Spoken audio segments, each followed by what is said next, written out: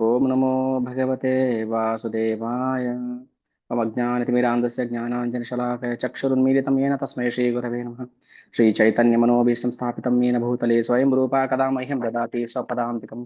वन्देऽहं श्रीगुरो श्रीयुतः पदकमलं श्रीगुरून् वैष्णवांश्च श्रीरूपं सागरजातं सहगणरघुनाथानुतं तं सजीवं साद्वैतं सावधूतं परिजनसहितं कृष्णचैतन्यदेवां श्रीराधा कृष्णपादान् सहागणललिता श्रीविशाखान्वितांश हे कृष्ण करुणा सिंधु दीनबंधु जगत्पते गोपेश गोपिका कांत राधा कांत नमोस्तुते तप्त कांचन गौरांगी राधे वृंदावनेश्वरी वृषभानुसुते देवी प्रणमामि हरिप्रिये वाञ्छाकल्पतरुभ्यश्च कृपा सिन्धुभ्यः च पतितानां पावनेभ्यो वैष्णवेभ्यो नमो विष्णुपादाय कृष्णप्रेष्ठाय भूतले श्रीमते भक्तिवेदान्त स्वामिनिति नामिने नमस्ते सारस्वते देवे गौरवाणी प्रचारिणे निर्विशेष शून्यवादी पाश्चात्य देशतारिणे जय श्री कृष्ण चैतन्य प्रभु नित्यानंद श्री अद्वैत गदाधर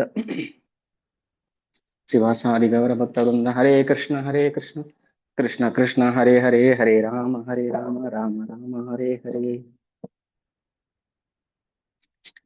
नमो विष्णुपादाय कृष्ण प्रेष्ठाय भूतले श्रीमते भक्ति विकास स्वामी निति नामने जय जय श्री चैतन्य जय नित्यानंद जय अद्वैत चंद्र जय गौर भक्तवृंद।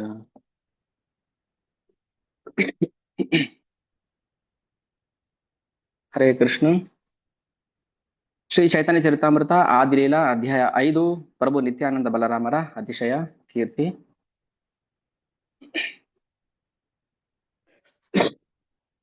ನಾವು ನಿನ್ನೆ ಮೊನ್ನೆ 2 ದಿನ ಆ ಗೌರ ಪೂರ್ಣಿಮಾ ಮಹೋತ್ಸವದ ವಿಶೇಷ ಅಂತ ಚುಟುಕಾಗಿ ಒಂದು ಹನಿ ಮತ್ತೆ ಒಂದು ಸಮುದ್ರದ ನಡುವೆ ಏನ್ ಅಂತರ ಇದೆಯೋ ಅಷ್ಟು ಆ ಸಣ್ಣ ಪ್ರಮಾಣದಲ್ಲಿ ನಾವು ಭಗವಾನ್ ಶ್ರೀ ಚೈತನ್ಯರ ಲೀಲೆಗಳನ್ನ ಶ್ರವಣ ಮಾಡಿದ್ವಿ. ಸೊ ಏನಕ್ಕೆ ಭಗವಾನ್ ಚೈತನ್ಯ ಆವಿರ್ಭಾವ ಮಾಡಿದ್ದು, ಅವರ ಬಾಹ್ಯ ಕಾರಣಗಳೇನು, ಆವಿರ್ಭಾವದ ಬಾಹ್ಯ ಕಾರಣಗಳು, ಅಂತರಂಗ ಕಾರಣಗಳೇನು, ಸೊ ಇದೆಲ್ಲ ನಾವು ಯಥಾಶಕ್ತಿ ಯಥಾಮತಿ ಶ್ರವಣ ಮಾಡಿದ್ವಿ.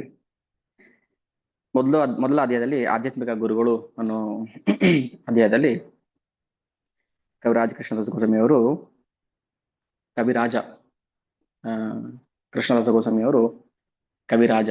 ಕವಿ ಅಂದ್ರೆ ಪೊಯೆಟ್ ಅಂತಲ್ಲ, ಜ್ಞಾನಿ ಅಂತ. ಸಕಲ ಪುರಾಣಗಳನ್ನ ತಿಳಿದವರಾಗಿದ್ದವರು ಅವರು. ಎಲ್ಲಾ ಗ್ರಂಥಗಳ ಸಾರ ಸಂಗ್ರಹವನ್ನ, ರಹಸ್ಯ ಸಾರ ಸಂಗ್ರಹವನ್ನ ಶ್ರೀ ಚೈತನ್ಯ ಚರಿತಾಮೃತದಲ್ಲಿ ಅವರು ನಮಗೆ ಕೊಟ್ಟಿದ್ದಾರೆ. ಅವಾಗೆಲ್ಲ ಮೊಬೈಲು, ಲ್ಯಾಪ್ಟಾಪ್, ಸೊ ಇವೆಲ್ಲ ಮೆಮರಿ ಸ್ಟೋರೇಜ್ ಇರಲಿಲ್ಲ ಅವಾಗ. ಎಲ್ಲಾದ್ರೂ ಅದನ್ನ ಬರೆದಿಟ್ಕೋಬೇಕು ಅಂದ್ರೆ ತಲೆಯಲ್ಲಿ ಬರೆದಿಟ್ಕೋಬೇಕು. ನೆನಪಿನ ಶಕ್ತಿ ನೆನಪಲ್ಲಿ ಎಷ್ಟಿದೆ ಅಷ್ಟೇನೆ ಅವರು ತಾಳೆಗರಿಯಲ್ಲಿ ಬರಿತಾ ಇದ್ದಿದ್ದು. ಸೊ ಆಗ ನೆನಪಲ್ಲಿ ಇದ್ದಿದ್ದೆ ತಾನೇ ನಾವು ಬರೀಬೇಕು. ಹಾಗಾದ್ರೆ ಮೇನ್ ಸ್ಟೋರೇಜ್ ಡಿವೈಸ್ ಯಾವುದು? ಮೆಮರಿ, ಮನಸ್ಸು, ಬುದ್ಧಿ. ಸೊ ಯಾರ ಸ್ಮರಣ ಕಲಿಯುಗದಲ್ಲಿ ಬರ್ತಾ ಏನಾಗುತ್ತೆ, ಸ್ಮೃತಿ ನಷ್ಟ ಆಗ್ಬಿಡುತ್ತೆ, ನಾಶ ಆಗ್ಬಿಡುತ್ತೆ.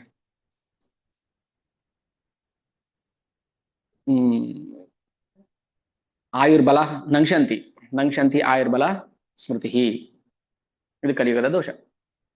ಸೊ ಹಾಗೆ ಮುಂದೆ ಬರುವಂತಹ ಪೀಳಿಗೆಗೆ ಭಗವಾನ್ ಚೈತನ್ಯರ ರಹಸ್ಯ ಅವತಾರವನ್ನ ಯಾರು ನೆನಪಿಸ್ಕೊಳಕ್ ಆಗೋದಿಲ್ಲ ಅಂತೇಳಿ ಮೊದಲು 14 ಶ್ಲೋಕದಲ್ಲಿ ಸಂಪೂರ್ಣ ಚೈತನ್ಯ ಚರಿತಾಮೃತದ ಸಾರವನ್ನ ಹೇಳ್ಬಿಡ್ತಾರೆ. ಅವತಾರದ ಮುಖ್ಯ ಕಾರಣ ಏನು? ಅನರ್ಪಿತಾ ಚಿರಾತ್ ಕರುಣಾಯ ಅವತೀರ್ಣ ಕಲೋ ಸಮರ್ಪಯಿತು ಉನ್ನತೋಜ್ವಲ ರಸಾಂಸ ಭಕ್ತಿ ಶ್ರೀಯಂ. ಯಾರಿಗೂ ಸಿಗದ ಈ ಮಹಾಭಾಗ್ಯವನ್ನ ನಮ್ಗೆ ಶ್ರೀಲಾ ಕವಿರಾಜ ಕೃಷ್ಣದಾಸ ಗೋಸ್ವಾಮಿಯವರು ನೀಡಿದ್ದಾರೆ. ಅದಲ್ಲಿ ಆಧ್ಯಾತ್ಮಿಕ ಗುರುಗಳು, ಅದಾದ್ಮೇಲೆ ದೇವತಮ ಪರಮ ಪುರುಷ ಶ್ರೀ ಚೈತನ್ಯ ಮಹಾಪ್ರಭು, ಆಮೇಲೆ ಮಹಾಪ್ರಭು ಅವತಾರಕ್ಕೆ ಬಾಹ್ಯ ಕಾರಣಗಳು, ರಹಸ್ಯ ಕಾರಣಗಳು, ಇದೆಲ್ಲ ನಾವು ಶ್ರವಣ ಮಾಡಿದ್ವಿ. ಈಗ ಪ್ರಭು ನಿತ್ಯಾನಂದ ಬಲರಾಮರ ಅತಿಶಯ ಕೀರ್ತಿ. ನಿತ್ಯಾನಂದ ಬಲರಾಮ ಭಗವಂತನ ಸೇವೆ ಮಾಡ್ಲಿಕ್ಕೆ 5 ಮುಖ್ಯ ರಸದಲ್ಲಿ ಸೇವೆ ಮಾಡೋದಕ್ಕೋಸ್ಕರ ಭಗವಂತನ ಜೊತೆ ಬರ್ತಾನೆ. ಇದನ್ನ ಭಾಗವತನಲ್ಲಿ ಸ್ಪಷ್ಟವಾಗಿ ಹೇಳ್ತಾರೆ. ಕೃಷ್ಣ ಮತ್ತೆ ಬಲರಾಮರು ಒಟ್ಟಿಗೆ ಬರ್ತಾರೆ. ಏನಕ್ಕೋಸ್ಕರ ಬರ್ತಾರೆ ಈ ಅವತಾರವನ್ನ ಲೀಲೆಗಳನ್ನ ಮಾಡೋಕ್ಕೋಸ್ಕರ. ಭಗವಾನ್ ಅತಿಮರ್ತ್ಯಾನಿ ಗೂಢ ಕಪಟ ಮಾನುಷ. ಗೂಢ ಕಪಟ ಮಾನುಷ, ಯಾರಿಗೂ ಅರ್ಥವಾಗದ ರೀತಿಯಲ್ಲಿ ಅಥವಾ ಎಲ್ಲರಿಗೂ ತಿಳಿಯದ ರೀತಿಯಲ್ಲಿ, ಬ್ರಹ್ಮದೇವರಿಗೂ ಕೂಡ ಕೆಲವೊಮ್ಮೆ ವಿಮೋಹನ ಬಂದ್ಬಿಡುತ್ತೆ ಇವರ ಲೀಲೆಗಳನ್ನ ನೋಡಿ. ಸೊ ನಿತ್ಯಾನಂದ ಬಲರಾಮರ, ಚೈತನ್ಯ ಮಹಾಪ್ರಭುಗಳ ರಹಸ್ಯ ಲೀಲೆಗಳು ಅಷ್ಟು ಸುಲಭವಾಗಿ ಯಾರಿಗೂ ತಿಳಿಯೋದಿಲ್ಲ. ಕೇವಲ ವೈಷ್ಣವರ ಕೃಪೆ ಇದ್ರೆ ಮಾತ್ರ, ಅಜ್ಞಾನೇನಾಪಿ, ಅಜ್ಞಾನಿನೂ ಕೂಡ ಅದನ್ನ ವರ್ಣನೆ ಮಾಡಬಹುದು. ಸೊ ಹಾಗೆ ನಾವು ನಿತ್ಯಾನಂದ ಪ್ರಭುಗಳ ಕೃಪೆಯನ್ನ ಪಡ್ಕೊಳ್ತಾ ಅವರ ಲೀಲೆಗಳನ್ನ ಶ್ರವಣ ಮಾಡೋಣ. ಈಗ ನಾವು ಕಳೆದ 2 ಕ್ಲಾಸ್ ಮುಂಚೆ ನಾವು ಬಲರಾಮ ವೈಕುಂಠ ಲೋಕಗಳಲ್ಲಿ ಬೇರೆ ಬೇರೆ ರೂಪಗಳಲ್ಲಿ, ಶಕ್ತಿಗಳಲ್ಲಿ ಇರ್ತಾನೆ. ಸಂಕರ್ಷಣನಾಗ್ತಾನೆ, ಶೇಷನಾಗ್ತಾನೆ, 3 ವಿಷ್ಣು ರೂಪಗಳಾಗ್ತಾನೆ. ಇವನೇ ಬಲರಾಮನ ವಿಸ್ತರಣೆ ಆಗೋದು. ಕೃಷ್ಣನ ಮೊದಲ ಶರೀರ, ಮೊದಲ ಎಕ್ಸ್ಪಾನ್ಷನ್ ಬಲರಾಮ. ಸೊ ಬಲರಾಮನಿಂದ ಸಂಕರ್ಷಣ, ಹೀಗೆ ಚತುರ್ವ್ಯೂಹಗಳು ಎಕ್ಸ್ಪಾನ್ಷನ್ ಆಗುತ್ತೆ. ಆಮೇಲೆ ಪುರುಷಾವತಾರಗಳು ಅವತಾರ ಆಗುತ್ತೆ, ಪುರುಷಾವತಾರಗಳ ವಿಸ್ತರಣೆ ಆಗುತ್ತೆ. ಅದಾದ್ಮೇಲೆ ಯಾರು ಈ ಭೌತಿಕ ಜಗತ್ತಲ್ಲಿ ಬೇರೆ ಬೇರೆ ರಸಗಳಲ್ಲಿ ಅಥವಾ ಭಗವಂತನ ಬೇರೆ ಬೇರೆ ಮಜಲುಗಳಲ್ಲಿ, ಈಗ ಪರಮ ಸತ್ಯದ 3 ಮಜಲುಗಳು ಯಾವುದು? ಬ್ರಹ್ಮನ್ ಅಂದ್ರೆ ಭಗವಂತನ ದಿವ್ಯ ಪ್ರಭೆ, ನಿರಾಕಾರ ಜ್ಯೋತಿ. ಅದಾದ್ಮೇಲೆ 2ನೇ ಹಂತ ಪರಮಾತ್ಮ, ಅಂದ್ರೆ ಪ್ರತಿಯೊಬ್ಬರ ವ್ಯಕ್ತಿಗತ ಆತ್ಮ ಜೊತೆ ಇರುವಂತಹ ಪರಮಾತ್ಮ. 3ನೇ ಮಜಲು ಭಗವಾನ್ ಕೃಷ್ಣ. ಸೊ ಈ 3 ಮಜಲುಗಳಲ್ಲಿ ಯಾರ್ಯಾರು ಯಾವ್ಯಾವ ರೀತಿಯಲ್ಲಿ ಭಗವಂತನನ್ನ ಆರಾಧನೆ ಮಾಡ್ತಾರೋ ಅದಕ್ಕೆ ತಕ್ಕಾಗೆ ಅವರಿಗೆ ಪ್ರಾಪ್ತಿ ಆಗುತ್ತೆ, ಸ್ಥಾನ ಪ್ರಾಪ್ತಿ ಆಗುತ್ತೆ. ಕೆಲವರು ಸಾಹಿತ್ಯ ಮುಕ್ತಿಯನ್ನು ಪಡಿತಾರೆ, ಕೆಲವು ಸಾಲೋಕ್ಯ, ಸಾರೂಪ್ಯ, ಸಾಮೀಪ್ಯ, ಸಾರ್ಷ್ಟಿ. ಸೊ 5 ಬಗೆಯ ಮೋಕ್ಷಗಳನ್ನ ಪ್ರಾಪ್ತಿ ಮಾಡ್ಕೋಬಹುದು.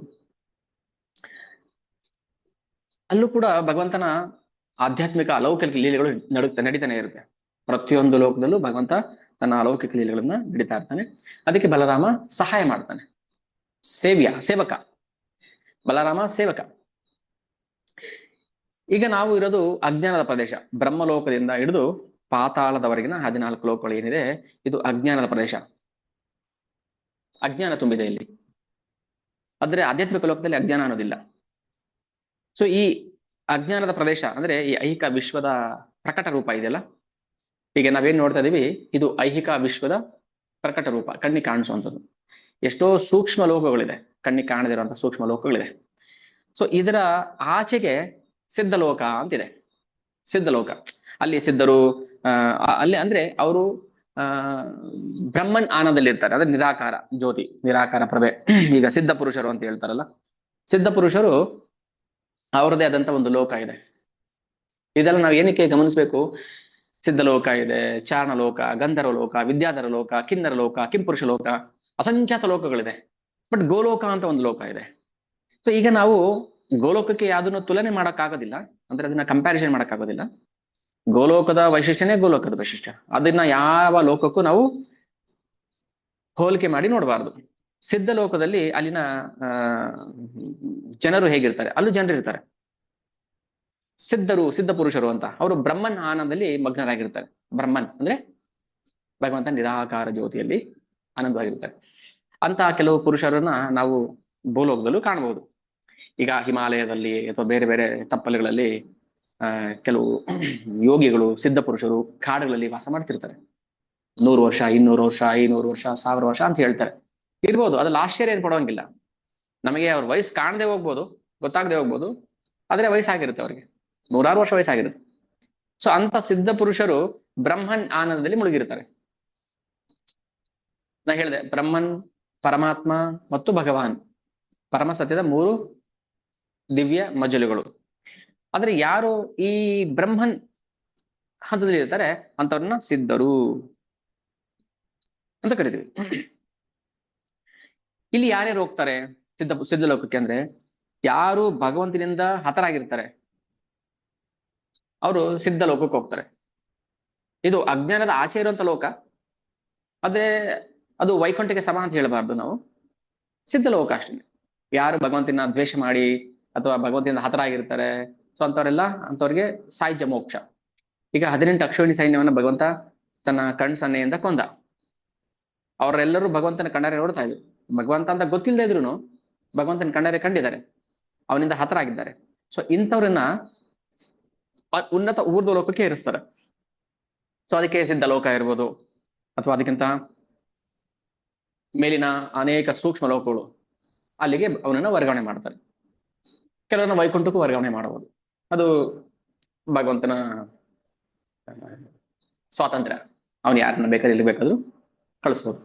ಪೂತನೆಯನ್ನ ವೈಕುಂಠ ಲೋಕಕ್ಕೆ ವರ್ಗಾವಣೆ ಮಾಡಬಹುದು. ಅಲ್ಲಿ ತಾಯಿ ಸ್ಥಾನ ಕೊಡ್ಬೋದು ಅವಳಿಗೆ. ಸೊ ಇದು ನಾವು ತಿಳ್ಕೊಬೇಕಾಗಿರುವಂತ ರಹಸ್ಯ. ಪ್ರತಿಯೊಬ್ಬ ಜೀವಾತ್ಮನೂ ಕೂಡ ಭಗವಂತನ ಯಾವ ಬಗೆಯಲ್ಲಿ ಆರಾಧಿಸ್ತಾನೆ, ಪ್ರೀತಿಸ್ತಾನೆ, ಅದಕ್ಕೆ ತಕ್ಕ ಹಾಗೆ ಅವನಿಗೆ ಲೋಕಗಳು ಪ್ರಾಪ್ತಿಯಾಗುತ್ತೆ. ಅದಾದ್ಮೇಲೆ ಈಗ ಪರವ್ಯೋಮ ವೈಕುಂಠ ಲೋಕಗಳು, ಅಲ್ಲಿ ನಾರಾಯಣ ಈಗ ಚತುರ್ಭುಜ ನಾರಾಯಣ ರೂಪದಲ್ಲಿ ಲೀಲೆ ಮಾಡ್ತಿರ್ತಾನೆ. ಈ 4 ರೂಪಗಳು ಚತುರ್ವ್ಯೂಹ ಅಂತ ಹೇಳ್ತಾರಲ್ಲ, ಈ 4 ರೂಪಗಳು ವಾಸುದೇವ, ಸಂಕರ್ಷಣ, ಪ್ರದ್ಯುಮ್ನ, ಅನಿರುದ್ಧ. ಅಂದ್ರೆ ಭಗವಂತನ ಅವತಾರಗಳನ್ನ ನಾವು ಚರ್ಚೆ ಮಾಡ್ಬೇಕು. ಭಗವಂತ ಎಲ್ಲೆಲ್ಲಿ ಯಾವ್ಯಾವ ರೀತಿ ತನ್ನ ಲೀಲೆಯನ್ನ ಪ್ರಕಟ ಮಾಡ್ತಾನೆ ಅದು ಗೊತ್ತಾಗೋದಿಲ್ಲ. ಪ್ರತಿಯೊಂದು ಲೋಕದಲ್ಲೂ ಭಗವಂತನ್ನೇ ಆರಾಧನೆ ಮಾಡ್ಬೇಕು. ಇಂದ್ರ ಲೋಕದಲ್ಲಿ ಇಂದ್ರ ವಾಮನ ದೇವನ ಆರಾಧನೆ ಮಾಡ್ತಾರೆ. ಸಿದ್ಧ ಲೋಕದಲ್ಲಿ, ಕೆಂಪುರುಷ ಲೋಕದಲ್ಲಿ ರಾಮರೂಪವನ್ನು ಆರಾಧನೆ ಮಾಡ್ತಾರೆ. ಸೊ ಹೀಗೆ ಒಬ್ಬೊಬ್ರು ಒಂದೊಂದು ಬಗೆಯ ಭಗವಂತನ ಅವತಾರವನ್ನ ಆರಾಧನೆ ಮಾಡ್ತಾರೆ. ಗಣಪತಿ ನರಸಿಂಹ ರೂಪವನ್ನು ಆರಾಧನೆ ಮಾಡ್ತಾನೆ. ಸೊ ಹೀಗೆ ಇದು ನಾವು ಬೇರೆ ಬೇರೆ ಗ್ರಂಥಗಳಲ್ಲಿ ಓದಿದಾಗ ನಮ್ಗೆ ಅರ್ಥ ಆಗುತ್ತೆ.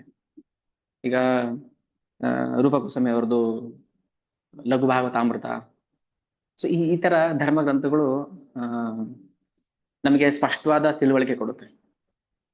ನಾವು ಕೇವಲ ಭಗವದ್ಗೀತಾ ಭಾಗವತ ಓದೋದ್ರಿಂದ ನಮ್ಗೆ ಇದೆಲ್ಲ ಅರ್ಥ ಆಗುತ್ತೆ? ಇಲ್ಲ, ಖಂಡಿತ ಆಗಲ್ಲ. ಅದಕ್ಕೆ ನಾವು ಆಚಾರ್ಯರ ವ್ಯಾಖ್ಯಾನ, ತಾತ್ಪರ್ಯವನ್ನ, ಭಾವಾರ್ಥವನ್ನ ಓದಬೇಕು.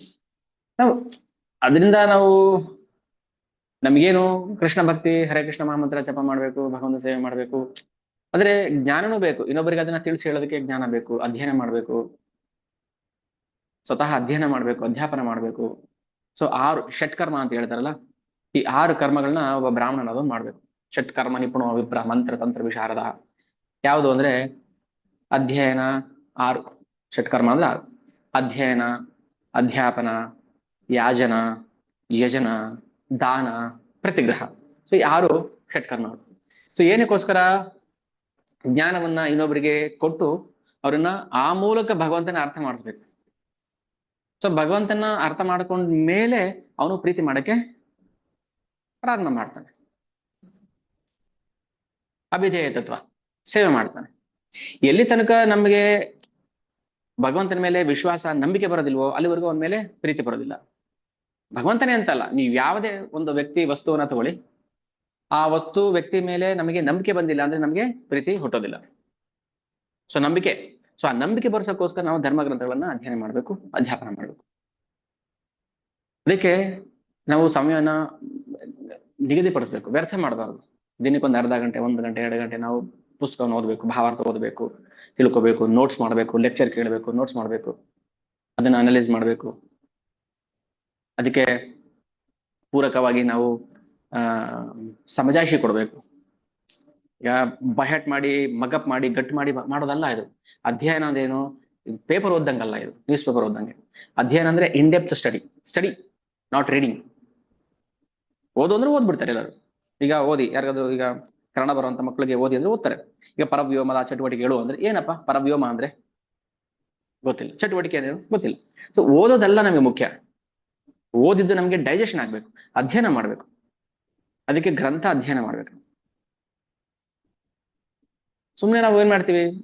ಬೇಡದಿರಂತಹ ಮಂಡೇನ್ ಎಂಟರ್ಟೈನ್ಮೆಂಟ್ಸ್, ಮಂಡೇನ್ ನಾಲೆಜ್, ಅದರಿಂದ ಏನು ಪ್ರಯೋಜನ ಇಲ್ಲ. ಸುಮ್ಮನೆ ಕಾಲ ವ್ಯರ್ಥ. 1 ಗಂಟೆ ಕೂತ್ಕೊಳ್ಳಿ, ಚೈತನ್ಯ ಚರಿತಾಮೃತದಲ್ಲಿ ನೀವು ಭಾವಾರ್ಥ ಓದಿ, ಎಷ್ಟು ಜ್ಞಾನ ಸಿಗುತ್ತೆ. ಜ್ಞಾನದ ಭಂಡಾರ. ಅದಕ್ಕೋಸ್ಕರ ನಾವು ಶ್ರೀಲ ಕವಿರಾಜ ಕೃಷ್ಣದ ಗೋಸ್ವಾಮಿ ಅವರಿಗೆ ಸಾಷ್ಟಾಂಗ ಪ್ರಣಾಮ ಮಾಡ್ಬೇಕು. ಈ ಜ್ಞಾನ ನಮ್ಗೆ ಕೊಟ್ಟಿಲ್ಲ ಅಂದ್ರೆ ನಾವ್ ಏನ್ ಮಾಡ್ತಿದ್ವಿ? ನಮ್ಗೆ ಏನ್ ಗೊತ್ತಿದ್ದೋ ಅದನ್ನೇ ಜ್ಞಾನ ಅನ್ಕೊಂಡು ನಾವು ನಮ್ಮ ಜನ್ಮ ಇದನ್ನ ಕಳೆದು ಬಿಡ್ತಾ ಇದ್ವಿ, ವ್ಯರ್ಥವಾಗಿ ಕಳೆದು ಬಿಡ್ತಾ ಇದ್ವಿ. ಈಗ ವಾಸುದೇವ ಸಂಕರ್ಷಣ ಪ್ರದ್ಯುಮ್ನ ಅನಿರುದ್ಧ ಆಯ್ತು. ಇದು ವೇದಾಂತ ಸೂತ್ರದಲ್ಲಿ ಇದಕ್ಕೆ ಭಾವಾರ್ಥಗಳು ತುಂಬಾ ಕೊಟ್ಟಿದ್ದಾರೆ. ವೇದಾಂತ ಸೂತ್ರದ ವಿಸ್ತರಣೆನೇ ಶ್ರೀಮದ್ ಭಾಗವತಂ. ವೇದಾಂತ ಸೂತ್ರದಲ್ಲಿ ಕೆಲವು ಅನುಚ್ಛೇದ, ಕೆಲವು ಎಲ್ಲ ಬಿಟ್ಟು 335 ಸೂತ್ರಗಳಿದೆ. ಆ 335 ಸೂತ್ರಗಳೇ ಶ್ರೀಮದ್ ಭಾಗವತ 335 ಅಧ್ಯಾಯಗಳು. ಅಂದ್ರೆ ವೇದಾಂತ ಸೂತ್ರ ಕೊಟ್ಟಿದ್ದು ವೇದವ್ಯಾಸರೇ, ಭಾಗವತ ಕೊಟ್ಟಿದ್ದು ವೇದವ್ಯಾಸರೇ. ಯಾರಿಗೆ ಅರ್ಥ ಆಗುತ್ತೆ ವೇದಾಂತ ಸೂತ್ರ? ಅದಕ್ಕೆ ಏನ್ ಬೇಕು ನಾವು ಭಾಷೆ ಬರಿಬೋದು, ನಮ್ಗೆ ಇಷ್ಟ ಬಂದಂಗೆ ಅನ್ಕೋಬಹುದು. ಅಥೋ ಬ್ರಹ್ಮ ಜಿಜ್ಞಾಸ, ಇದಕ್ಕೇನ್ ಬೇಕಾದ್ರೆ ಅರ್ಥ ಮಾಡ್ಬೋದು. ಅದಕ್ಕೆ ನಾವು ಆಚಾರ್ಯರ ತಾತ್ಪರ್ಯ ನಿರ್ಣಯಗಳನ್ನ ನಾವು ಓದ್ಬೇಕು. ಈಗ ಯಾರು ನೋಡಿದ್ದಾರೆ ಅಂತ ಬರುತ್ತೆ ಪ್ರಶ್ನೆ ಅಲ್ವಾ? ಇದೆಲ್ಲ ಯಾರು ಗೊತ್ತು, ಯಾರು ಕಂಡಿದ್ದಾರೆ ಅಂತ ಪ್ರಶ್ನೆ ಬಂದೇ ಬರುತ್ತೆ ಸಹಜವಾಗಿ. ನಿಮ್ಗೇನ್ ಗೊತ್ತಾ, ನೀವು ನೋಡಿದೀರಾ ಅಂತ. ಅದಕ್ಕೆ ತಾತ್ಪರ್ಯ ನಿರ್ಣಯ ಅಂದ್ರೇನು? ನಿರ್ಣಯ ಅಂದ್ರೆ ಯಾರು ನೋಡೋದು ಬೇಕಾಗಿಲ್ಲ, ಆಲ್ರೆಡಿ ಡಿಸೈಡ್ ಆಗ್ಬಿಟ್ಟಿದೆ. ನನ್ನ ತಾಯಿ ಗರ್ಭದಿಂದ ಬಂದೆ, ಅದು ಗೊತ್ತಿದೆ, ಅದು ನಿರ್ಣಯ ಆಗಿತ್ತು. ಯಾರು ಹೇಳಿದ್ದು ನಾನು ನನ್ನ ತಾಯಿ ಗರ್ಭದಿಂದ ಬಂದೆ ಅಂತ ಪ್ರಶ್ನೆ ಮಾಡಕ್ಕಾಗಲ್ಲ. ಸೊ ಹಾಗೆ ಯಾವ್ದು ನಿರ್ಣಯವೋ, ಯಾವ್ದು ಡಿಸೈಡೆಡೋ ಅದ್ರ ಮೇಲೆ ನಾವು ಪ್ರಶ್ನೆ ಮಾಡಬಾರ್ದು, ಅದನ್ನ ಅಕ್ಸೆಪ್ಟ್ ಮಾಡ್ಬೇಕು ಅಷ್ಟೇ. ಮೊದಲು ಒಪ್ಕೊಂಡ್ಬಿಡ್ಬೇಕು, ಆಮೇಲೆ ಅದನ್ನ ಅನಲೈಸ್ ಮಾಡ್ಬೇಕು. ಯಾಕೆ? ಈಗ ಕೃಷ್ಣ ದೇವತಮ ಪರಮಪುರುಷ, ಮೊದಲು ಒಪ್ಕೊಂಡ್ಬಿಡ್ಬೇಕು ಅದನ್ನ 100%. ಆಮೇಲೆ ಯಾಕೆ ಏನು? ಈಗ ಭಗವದ್ಗೀತೆಯಲ್ಲಿ ಕೃಷ್ಣ ಅರ್ಜುನ ಉಪದೇಶ ಮಾಡ್ಬೇಕಾದ್ರೆ ತನ್ನ ಮೊದಲನೇ ಉಪದೇಶ, ಅಧ್ಯಾಯ 2 ಶ್ಲೋಕ 11, ಉಪದೇಶ ಮೊದಲನೇದು. ಅರ್ಜುನಿಗೆ ಹೇಳ್ತಾನೆ, ಅಶೋಚಾನ್ ಅನುಶೋಚಸ್ತು ಪ್ರಜ್ಞಾವಾದಾಂಶ ಭಾಷಸೆ ಗತಾಸು ಅಗತಾಸು ಅಂಶ ನಾನು ಶೋಚಂದಿ ಪಂಡಿತ. ಸೊ ಇದನ್ನ ಫಸ್ಟ್ ಡಿಸೈಡ್ ಮಾಡಿ ಹೇಳ್ಬಿಟ್ಟ ಕೃಷ್ಣ, ಬದುಕಿರೋರ್ಗಾಗ್ಲಿ ಸತ್ತಿರೋರ್ಗಾಗ್ಲಿ ಪಂಡಿತನಾದ್ರು ಅಳಬಾರದು ಅಂತ. ಈಗ ಅದಕ್ಕೆ ವಿವರಣೆ ಕೊಡ್ತಾ ಹೋಗ್ತಾನೆ. ಅಂದ್ರೆ ಮೊದಲು ನಮಗೆ ಒಪ್ಪಿಸ್ಬಿಡ್ಬೇಕು, ಮೊದಲು ಆನ್ಸರ್ ಹೇಳ್ಬಿಡ್ಬೇಕು. ಆ ಆನ್ಸರ್ ಯಾಕೆ ಬಂತು, ಯಾಕೆ ಅಂತ ಅದನ್ನ ಆಮೇಲೆ ವಿವರಣೆ ಮಾಡ್ತಾನೆ. ಸೊ ಪಾಠ ಮಾಡೋ ಬಗೆ ಏನಂದ್ರೆ, ಮೊದಲು ಕೃಷ್ಣ ದೇವತಮ ಪರಮಪುರುಷ ಅಂತ ಒಪ್ಕೊಂಡ್ರ ಇವಾಗ ಒಳಗ್ ಬನ್ನಿ. ಇವಾಗ ಯಾಕೆ ಅಂತ ಹೇಳ್ತೀವಿ. ಯಾಕೆ ಒಪ್ಕೋಬೇಕು ಅಂತ ಮೊದಲೇ ಪ್ರಶ್ನೆ ಹಾಕಿದ್ರೆ ನೀವು ಆಚೆ ಹೋಗಿ. ಯಾಕೆ ಒಪ್ಕೋಬೇಕು ಅಂತ ನೀವು ಪ್ರಶ್ನೆ ಮಾಡಂಗಿದ್ರೆ ನಾವು ಹೇಳೋದನ್ನ ಯಾಕೆ ಒಪ್ಕೋಬೇಕು ಅಂತ ಬರುತ್ತೆ. ಮೊದಲು ಗೊತ್ತಿದೆಯೋ ಗೊತ್ತಿಲ್ವೋ ಅದು ಬೇರೆ ಪ್ರಶ್ನೆ. ಕೃಷ್ಣ ದೇವತಮ ಪರಮಪುರುಷ ಅಂತ ಯಾರು ಒಪ್ಕೊಳ್ತೀರೋ ಅವ್ರ ಒಳಗ್ ಬನ್ನಿ. 100 ಜನದಲ್ಲಿ ಒಬ್ರು ಒಳಗ್ ಬರ್ತಾರೆ, ಇಬ್ರು ಒಳಗ್ ಬರ್ತಾರೆ. ಆ ಇಬ್ರಿಗೆ ಯಾಕೆ ಕೃಷ್ಣ ದೇವತಮ ಪರಮಪುರುಷ ಅಂತ ಹೇಳ್ಬೋದು, ಆಕ್ಸೆಪ್ಟ್ ಮಾಡ್ತಾರೆ, ಅವಾಗ ಒಪ್ಕೋತಾರೆ. ಯಾಕಂದ್ರೆ ಅವ್ರು ಒಪ್ಕೊಂಡು ಒಳಗ್ ಬಂದಿದ್ದು. ಭಗವಂತನ ನಾವು ಫಸ್ಟ್ ಒಪ್ಕೊಂಡ್ಬಿಡ್ಬೇಕು. ಸೆಕೆಂಡ್ ಕ್ಯಾಟಗರಿ ಏನ್ ಮಾಡ್ತಾರೆ, ಅದಂಗೆ ವಾಸುದೇವ ಅನಿರುದ್ಧ ಸಂಕರ್ಷಣ ಪ್ರದ್ಯುಮ್ನ ಇದು ಹೆಂಗೆ ಭಗವಂತನ ವಿಸ್ತರಣೆ, ಯಾಕೆ ನಾವು ಅವ್ರನ್ನ ಒಪ್ಕೋಬೇಕು, ನಾರಾಯಣ ಶ್ರೇಷ್ಠ ಅವನು ಶ್ರೇಷ್ಠ ಅಂತ ನಾವು ಕುತರ್ಕ ಮಾಡ್ತಾ ಕೂತ್ಕೊಂಡ್ರೆ ನಾವು ಭಗವಂತನ ಒಪ್ಪೋದಿಲ್ಲ. ಎಲ್ಲಿವರೆಗೂ ಭಗವಂತನ ಒಪ್ಪೋದಿಲ್ಲ, ಸರೆಂಡರ್ ಆಗೋದಿಲ್ಲ, ಅಲ್ಲಿವರೆಗೆ ನಮ್ಗೆ ಪ್ರೇಮ ಕನಸು. ಕೃಷ್ಣ ಪ್ರೇಮ ಅನ್ನೋದು ನಮ್ಗೆ ಪ್ರಾಪ್ತಿ ಆಗೋದಿಲ್ಲ. ಅದಕ್ಕೆ ನಮ್ಗೆ ಅರ್ಹತೆ ಇಲ್ಲ. ಫಸ್ಟ್ ಆಫ್ ಆಲ್ ಆಧ್ಯಾತ್ಮಿಕ ಲೋಕಕ್ಕೂ ಐಹಿಕ ಲೋಕಕ್ಕೂ ಇರೋ ವ್ಯತ್ಯಾಸ ಇದೆಯಲ್ಲ. ಐಹಿಕ ಲೋಕಗಳಂದ್ರೇನು? ಪಾತಾಳ ಲೋಕದಿಂದ ಮೇಲೆ 7, ಭೂಮಿಯಿಂದ ಮೇಲೆ 7 ಲೋಕಗಳು, 14 ಲೋಕಗಳು ಎಲ್ಲ ಕೂಡ ಭೌತಿಕ ಜಗತ್ತು, ಐಹಿಕ ಲೋಕ. ನಾವ್ ಏನೇ ಇಲ್ಲಿ ಒಳ್ಳೆ ಕೆಲಸ ಕೆಟ್ಟ ಕೆಲಸ ಮಾಡಿದ್ರೆ ಅದು ಈ 14 ಲೋಕದ ಮಧ್ಯಲ್ಲೇ ಸುತ್ತಾಡ್ಬೇಕಾಗತ್ತೆ. ಒಂದು ಸ್ವರ್ಗಕ್ಕೆ ಹೋಗ್ಬೇಕು, ಇಲ್ಲ ಕೆಳಗೆ ಪಾತಾಳಕ್ಕೆ ಬರ್ಬೇಕು. ಇಷ್ಟಲ್ಲೇ ಸುತ್ತಾಡ್ತಾ ಇರ್ತಾನೆ ಒಂದು ಜೀವ, ಏನೇ ಒಳ್ಳೆ ಕೆಲಸ ಮಾಡಿ. ಇದು ಭೌತಿಕ ಜಗತ್ತು. ಇದ್ರ ಆಚೆ ಬ್ರಹ್ಮಜ್ಯೋತಿ ಇದೆ, ಅದ್ ಆಚೆ ಧ್ರುವಲೋಕ ಇದೆ, ಅಸಂಖ್ಯಾತ ಸೂಕ್ಷ್ಮ ಲೋಕಗಳಿದೆ, ಆಧ್ಯಾತ್ಮಿಕ ಲೋಕಗಳಿದೆ, ವೈಕುಂಠ ಲೋಕಗಳಿದೆ, ಅಸಂಖ್ಯಾತ ವೈಕುಂಠ ಲೋಕಗಳಿದೆ. ಅದರಿಂದ ಆಚೆ ದೂರದಲ್ಲಿ ಗೋಲೋಕ ಇದೆ. ಸೊ ಗೋಲೋಕದ ವಾಸಿ ಕೃಷ್ಣ. ಗೋಲೋಕ ಏವ ನಿವಸತಿ ಅಖಿಲಾತ್ಮ ಭೂತೋ ಗೋವಿಂದಂ ಆದಿಪುರುಷಂ ತಮಹಂ ಭಜಾಮಿ. ಇದು ಗೋವಿಂದನ ವಾಸಸ್ಥಾನ ಗೋಲೋಕ. ಈಗ ಆಧ್ಯಾತ್ಮಿಕ ಜಗತ್ತು ಮತ್ತೆ ಐಹಿಕ ಜಗತ್ತು ಇರುವ ವ್ಯತ್ಯಾಸವನ್ನ ಯಾರು ಅರ್ಥ ಮಾಡ್ಕೊಳ್ಳೋದಿಲ್ವೋ ಅವನು ಭಗವಂತನ ಪರೀಕ್ಷೆ ಮಾಡಕ್ ಹೋಗ್ಬಾರ್ದು, ಅಥವಾ ಭಗವಂತನ ಬಗ್ಗೆ ಪ್ರಶ್ನೆ ಮಾಡಕ್ ಹೋಗ್ಬಾರ್ದು. ಅದಕ್ಕೆ ಹೇಳಿದ್ರು ಮೊದಲು ಅರ್ಥ ಮಾಡ್ಕೋಬೇಕು. ಇಲ್ಲ, ನನಗೆ ಅರ್ಥ ಆಗಿದೆ, ಕೃಷ್ಣ ದೇವತಮ ಪರಮ ಪುರುಷ ಅಂತ ನನಗೆ ಅರ್ಥ ಆಗಿದೆ. ನಾವು ಈ ಭೌತಿಕ ಜಗತ್ತಿಗೆ ಸೇರಿದವರಲ್ಲ. ನನ್ನ ದೇಹ ಭೌತಿಕ ಜಗತ್ತಿಗೆ ಸೇರಿದ್ದು ನಾನಲ್ಲ. ನಾನು ಯಾವತ್ತೂ ಆಧ್ಯಾತ್ಮಿಕ ಜಗತ್ತಿನವನೇ.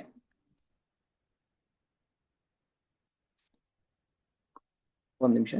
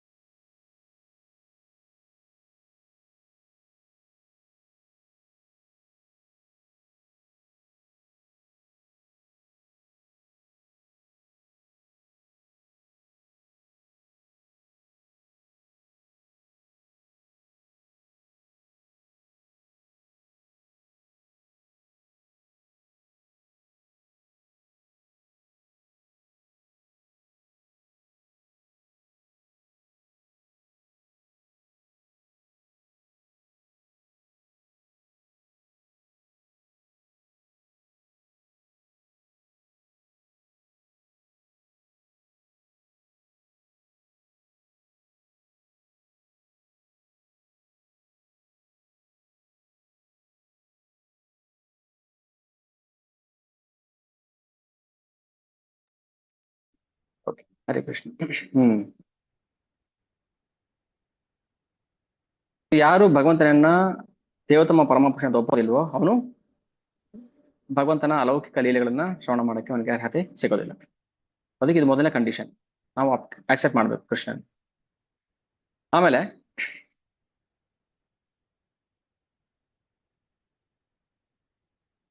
ಈಗ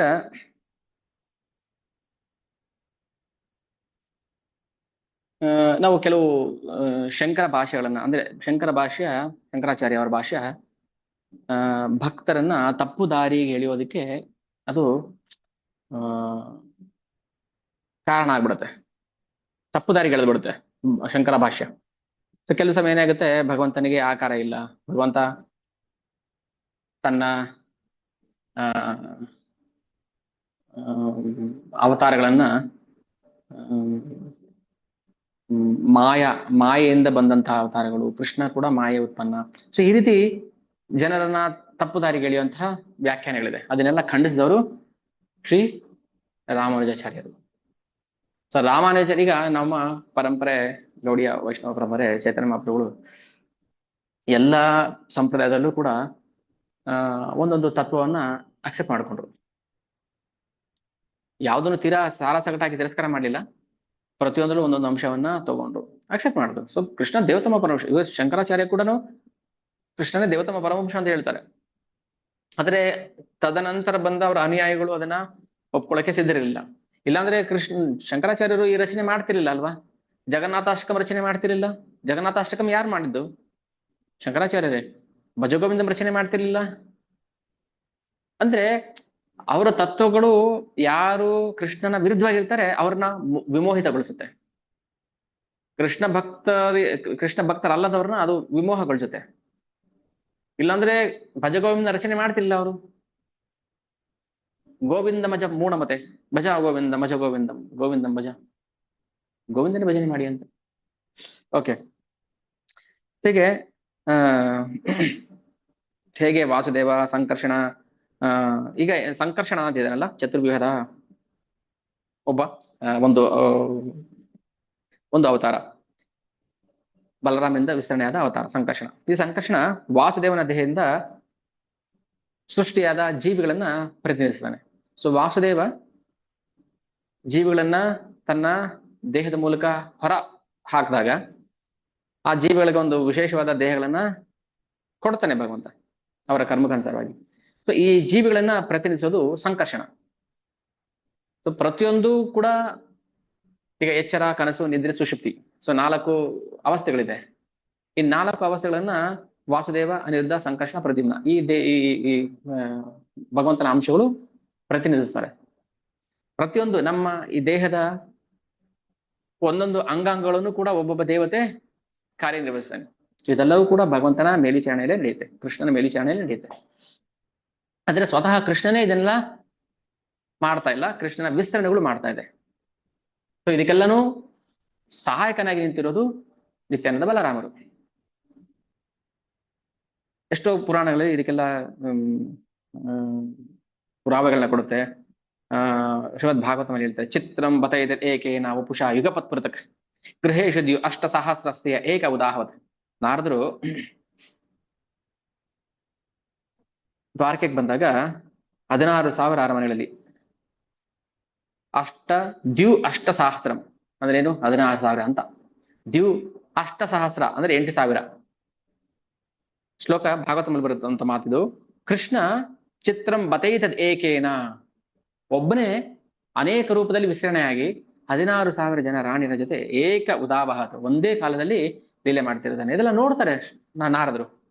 ಅಂದ್ರೆ ಭಗವಂತ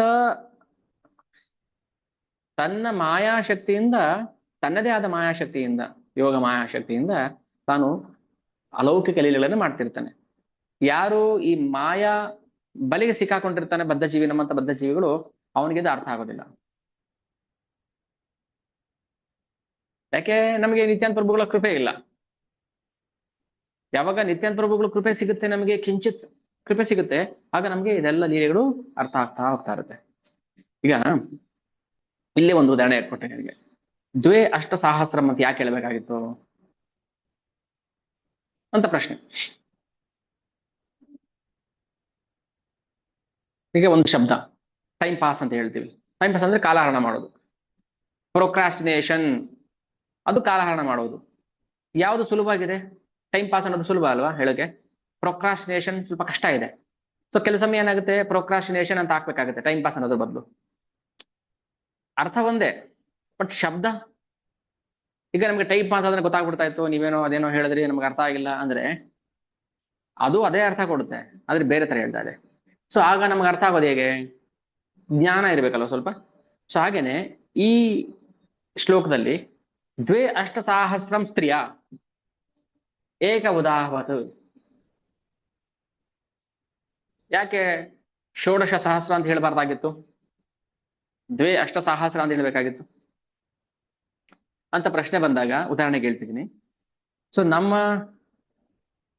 ಅಳತೆ ಎಷ್ಟಿದೆಯೋ, ನಮ್ಮ ಮಾನದಂಡ, ನಮ್ಮ ಶಕ್ತಿ, ನಮ್ಮ ಬುದ್ಧಿ ಎಷ್ಟಿದೆಯೋ ಅಷ್ಟೇ ನಾವು ಅರ್ಥ ಮಾಡ್ಕೊಳಕ್ ಆಗೋದು ಅಂತ ನಾವಿಲ್ಲಿ ಗಮನಿಸ್ಬೇಕಾಗಿರೋದು. ಏನೇ ಹೇಳಿ ನೀವು, ನಮ್ಮ ಶಕ್ತಿ ಎಷ್ಟಿದೆ ಅಷ್ಟೇ ಅರ್ಥ ಆಗುತ್ತೆ. ಆದ್ರೆ ಯಾವಾಗ ಭಗವಂತನ ವಿಶೇಷ ಕೃಪೆ ಸಿಗುತ್ತೆ, ಆಗ ಭಗವಂತ ವಿಶೇಷ ಜ್ಞಾನವನ್ನ ಕೊಡ್ತಾನೆ. ಜ್ಞಾನಂ ಜ್ಞಾನಮತಾವಸ್ಮಿ, ಜ್ಞಾನಿಗಳ ಜ್ಞಾನ ನಾನು. ಈ ಜ್ಞಾನದ ಪ್ರತಿನಿಧಿ ಅಥವಾ ಈ ಜ್ಞಾನವನ್ನ ಕೊಡುವವರ ಪ್ರತಿನಿಧಿ ಬಲರಾಮ, ನಿತ್ಯಾನಂದ ಪ್ರಭು. ಆಧ್ಯಾತ್ಮಿಕ ಗುರುಗಳ ಪ್ರತಿನಿಧಿ ಅಂದ್ರೆ ಆಧ್ಯಾತ್ಮಿಕ ಗುರುಗಳು ಬಲರಾಮನ ಪ್ರತಿನಿಧಿಗಳು. ಹೀಗೆ ನಾವು ಬಲರಾಮನ, ಕಲಿಯುಗದ ನಿತ್ಯಾನಂದ ಪ್ರಭುಗಳ ಕೃಪೆಯಿಂದ ನಾವು ಭಗವಂತನನ್ನ, ಆ ಜ್ಞಾನವನ್ನ ಯಥಾರ್ಥವಾಗಿ ಅರ್ಥ ಮಾಡ್ಕೋಬಹುದು. ಇಲ್ಲಾಂದ್ರೆ ಏನು ಅರ್ಥ ಆಗೋದಿಲ್ಲ.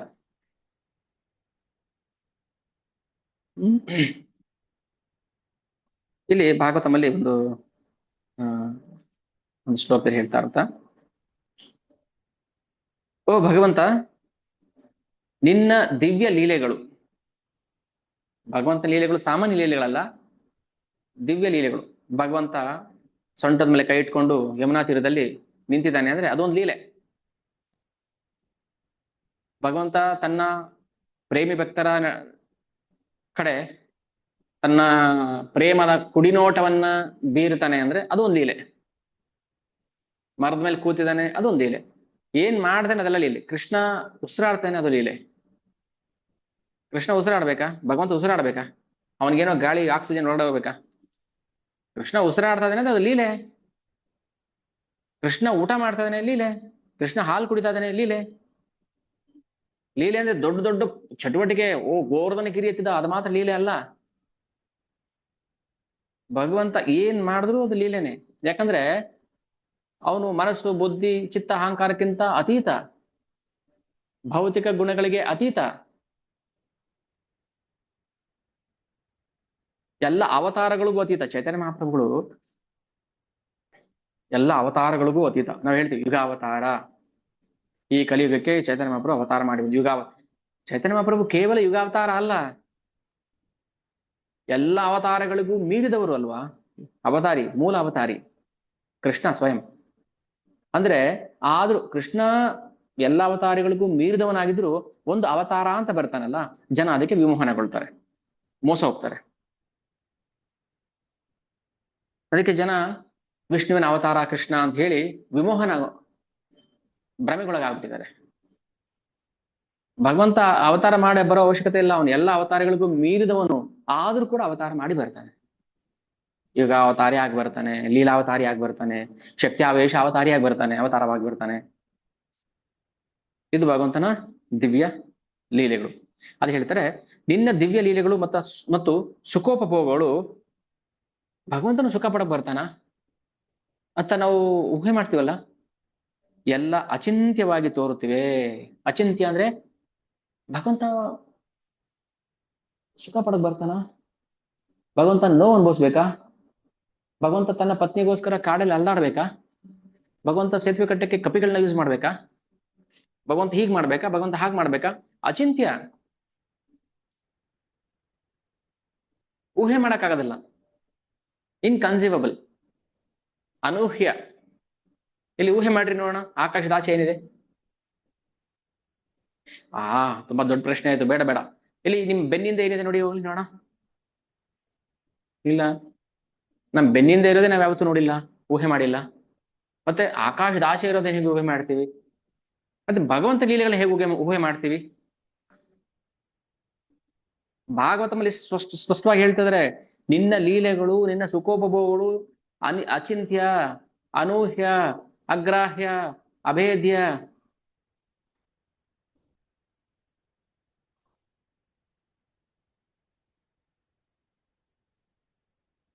ಮತ್ತೆ ನಮ್ಗೆ ಹೇಗೆ ಅರ್ಥ ಆಗುತ್ತೆ? ಆಯ್ತು, ಕೃಷ್ಣ ಎದುರುಗಡೆ ಬಂದು ನಿಂತಿದ್ದಾನೆ ಅಂತ ಇಟ್ಕೊಳ್ಳಿ, ಹೇಗೆ ಅರ್ಥ ಮಾಡ್ಕೋತೀವಿ ನಾವು? ಅಚಿಂತ್ಯ. ಯಾಕೆ ಅಚಿಂತ್ಯ? ಯಾಕೆ ಅಚಿಂತ್ಯ ಅಂದ್ರೆ ನಾವು ನಾವು ಭೌತಿಕ ಮನಸ್ಸಿಂದ ಊಹೆ ಮಾಡ್ತೀವಿ, ಭೌತಿಕ ಮನಸ್ಸಿಂದ ಯೋಚನೆ ಮಾಡ್ತೀವಿ. ಆದ್ರೆ ಭಗವಂತ ಭೌತಿಕ ವಸ್ತು ಅಲ್ಲ, ಅದಕ್ಕೆ ಅದು ಅಚಿಂತ್ಯ.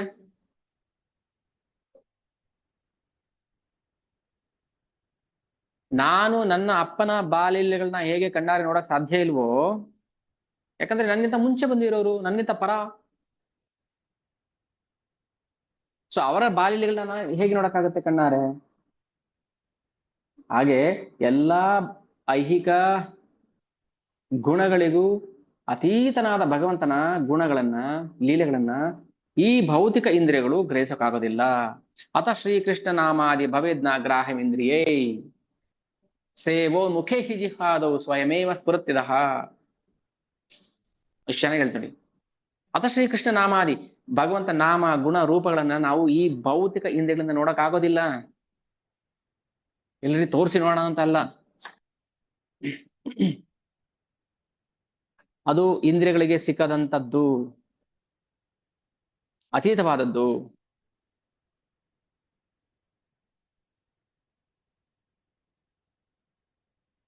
ಇದನ್ನ ಹೇಗೆ ಅರ್ಥ ಮಾಡ್ಕೊಳ್ಳೋದು? ಮತ್ತೆ ಕೃಷ್ಣ ಅರ್ಥ ಮಾಡ್ಕೊಳ್ಳೋದು ನಾವು ಈ ಜಗತ್ತು ಬಿಟ್ಟು ಹೋಗಕ್ಕಾಗೋದಿಲ್ಲ. ತುಂಬಾ ಕಷ್ಟ ಆಯ್ತಲ್ಲ ಹಾಗಾದ್ರೆ ಅರ್ಥ ಮಾಡ್ಕೊಳ್ಳೋದು, ಏನ್ ಮಾಡೋದು?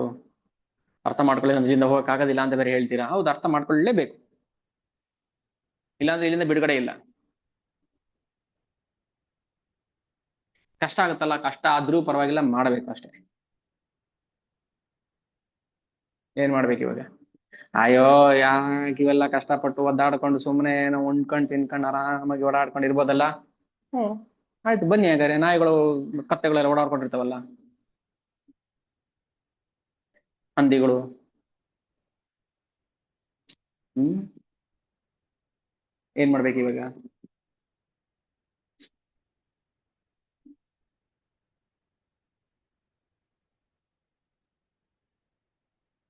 ಈ ತರ ಇದ್ದಾಗ ನಾವು ನಿತ್ಯಾನಂದ ಪ್ರಭುಗಳ ಶರಣಾಗತಿಗೆ ಹೋಗ್ಬೇಕು. ನೀವೇ ಜ್ಞಾನ ಕೊಡಿ, ನೀವೇ ಅರ್ಥ ಮಾಡಿಸಿ, ಎಲ್ಲ ಈಗ ನೀವೇ ಏನ್ ಮಾಡ್ತಿರೋ ಮಾಡಿ.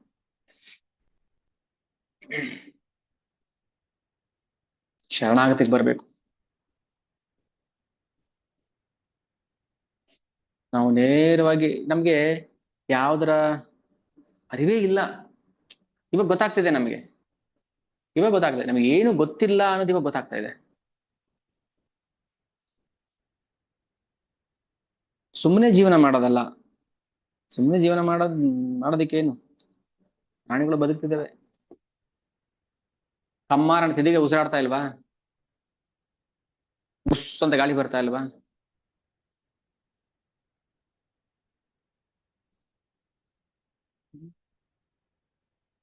ಯಾರು ಭಗವಂತನ ಲೀಲೆಗಳನ್ನ ಶ್ರವಣ ಮಾಡೋದಿಲ್ವೋ ಅವನ ಕಿವಿ ಹುತ್ತದ ಬಿಲ.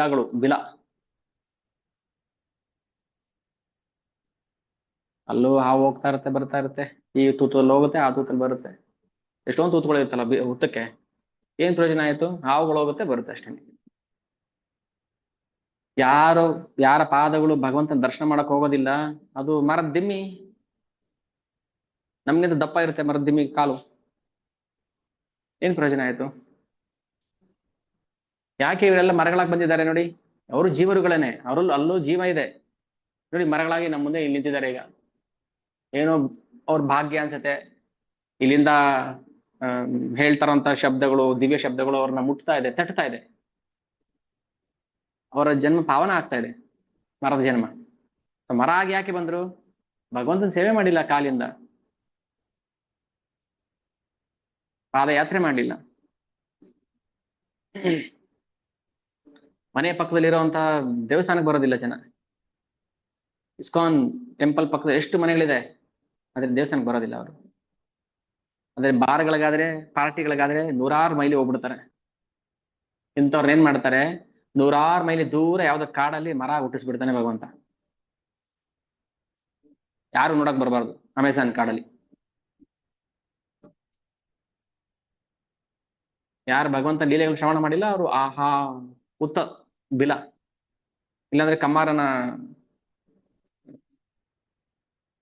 ಮಚ್ಚು ಕುಡ್ಲಿ ಮಾಡಕ್ಕೆ ಎಲ್ಲ ಕಬ್ಬಣ ಕಾಯಿಸ್ತಾರ ನೋಡಿ. ಅದು ಮಿಷಿನ್ ತಿರುಗಿಸ್ತಾ ಇದ್ರೆ ಹೊಗೆ ಬರ್ತಾ ಇರುತ್ತೆ, ಬಗ್ ಬಗ್ ಬಗ್ ಅಂತ ಬೆಂಕಿ ಬರ್ತಾ ಇರುತ್ತೆ. ಸೊ ಆತರ ಬಾಯಿಂದ ಬೆಂಕಿ ಬರುತ್ತೆ ಅಲ್ವಾ, ಅಗ್ನಿ. ಆದ್ರೆ ಏನ್ ಬರುತ್ತೆ? ಭಗವಂತನ ಗುಣಗಾನ ಬಿಟ್ಟು ಬೇರೆ ಎಲ್ಲ ಬರುತ್ತೆ. ತಿಳ್ಕೋಬೇಕು. ಅದಕ್ಕೆ ಆಧ್ಯಾತ್ಮಿಕ ಗುರುಗಳ ಅವಶ್ಯಕತೆ ಪ್ರತಿಯೊಬ್ಬರಿಗೂ ಇದೆ. ಪ್ರತಿಯೊಬ್ಬರೂ ಬೇಕು, ಆಧ್ಯಾತ್ಮಿಕ ಗುರುಗಳನ್ನ ಸ್ವೀಕಾರ ಮಾಡ್ಲೇಬೇಕು. ಅದಕ್ಕೆ ರಾಮ ಆಗ್ಲಿ, ಕೃಷ್ಣ ಆಗ್ಲಿ, ಚೈತನ್ಯ ಮಹಾಪ್ರಭು ಆಗ್ಲಿ, ಯಾವುದೇ ಅವತಾರದಲ್ಲೂ ಭಗವಂತ ಗುರುವನ್ನ ಸ್ವೀಕಾರ ಮಾಡ್ಲೇಬೇಕು.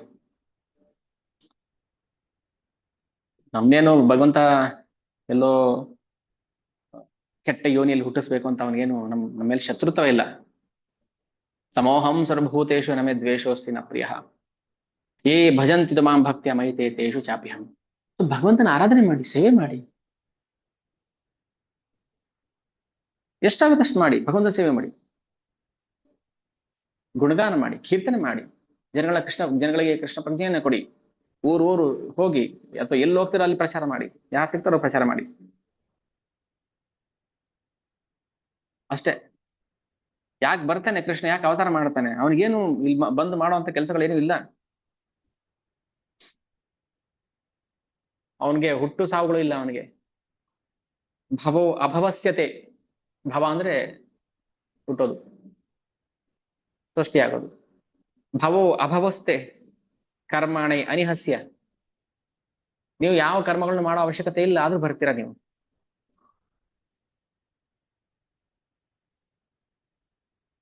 ಯಾರ ನಾಮಸ್ಮರಣೆಯಿಂದ ಸಕಲ ಪಾಪಗಳು ನಾಶ ಆಗುತ್ತೋ ಅಂತಹ ನಾಮವನ್ನ ಪ್ರಚಾರ ಮಾಡಕ್ಕೆ ಬಂದ ಅವತಾರ ಶ್ರೀ ಚೈತನ್ಯ ಮಹಾಪ್ರಭು.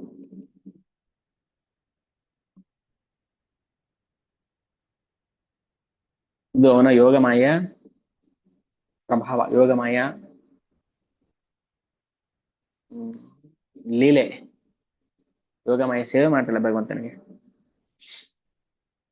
ನೋಡಿ ಆಮೇಲೆ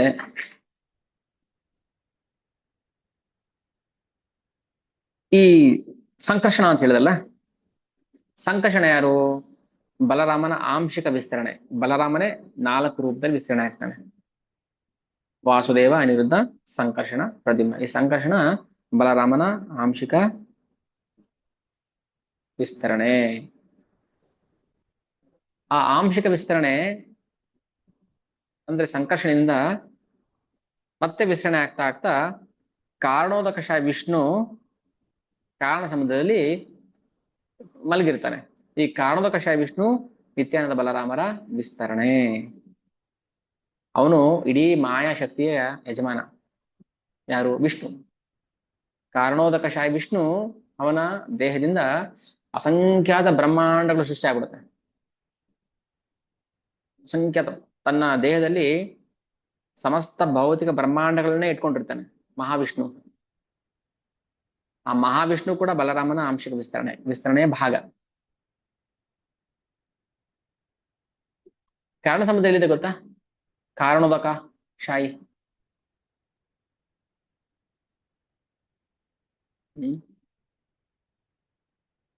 ಈ ಬ್ರಹ್ಮಜ್ಯೋತಿ ಅಂತ ಹೇಳ್ತಾರಲ್ಲ, ಬ್ರಹ್ಮಜ್ಯೋತಿಯ ನಂತರ ಒಂದು ಸಮುದ್ರ ಇದೆ,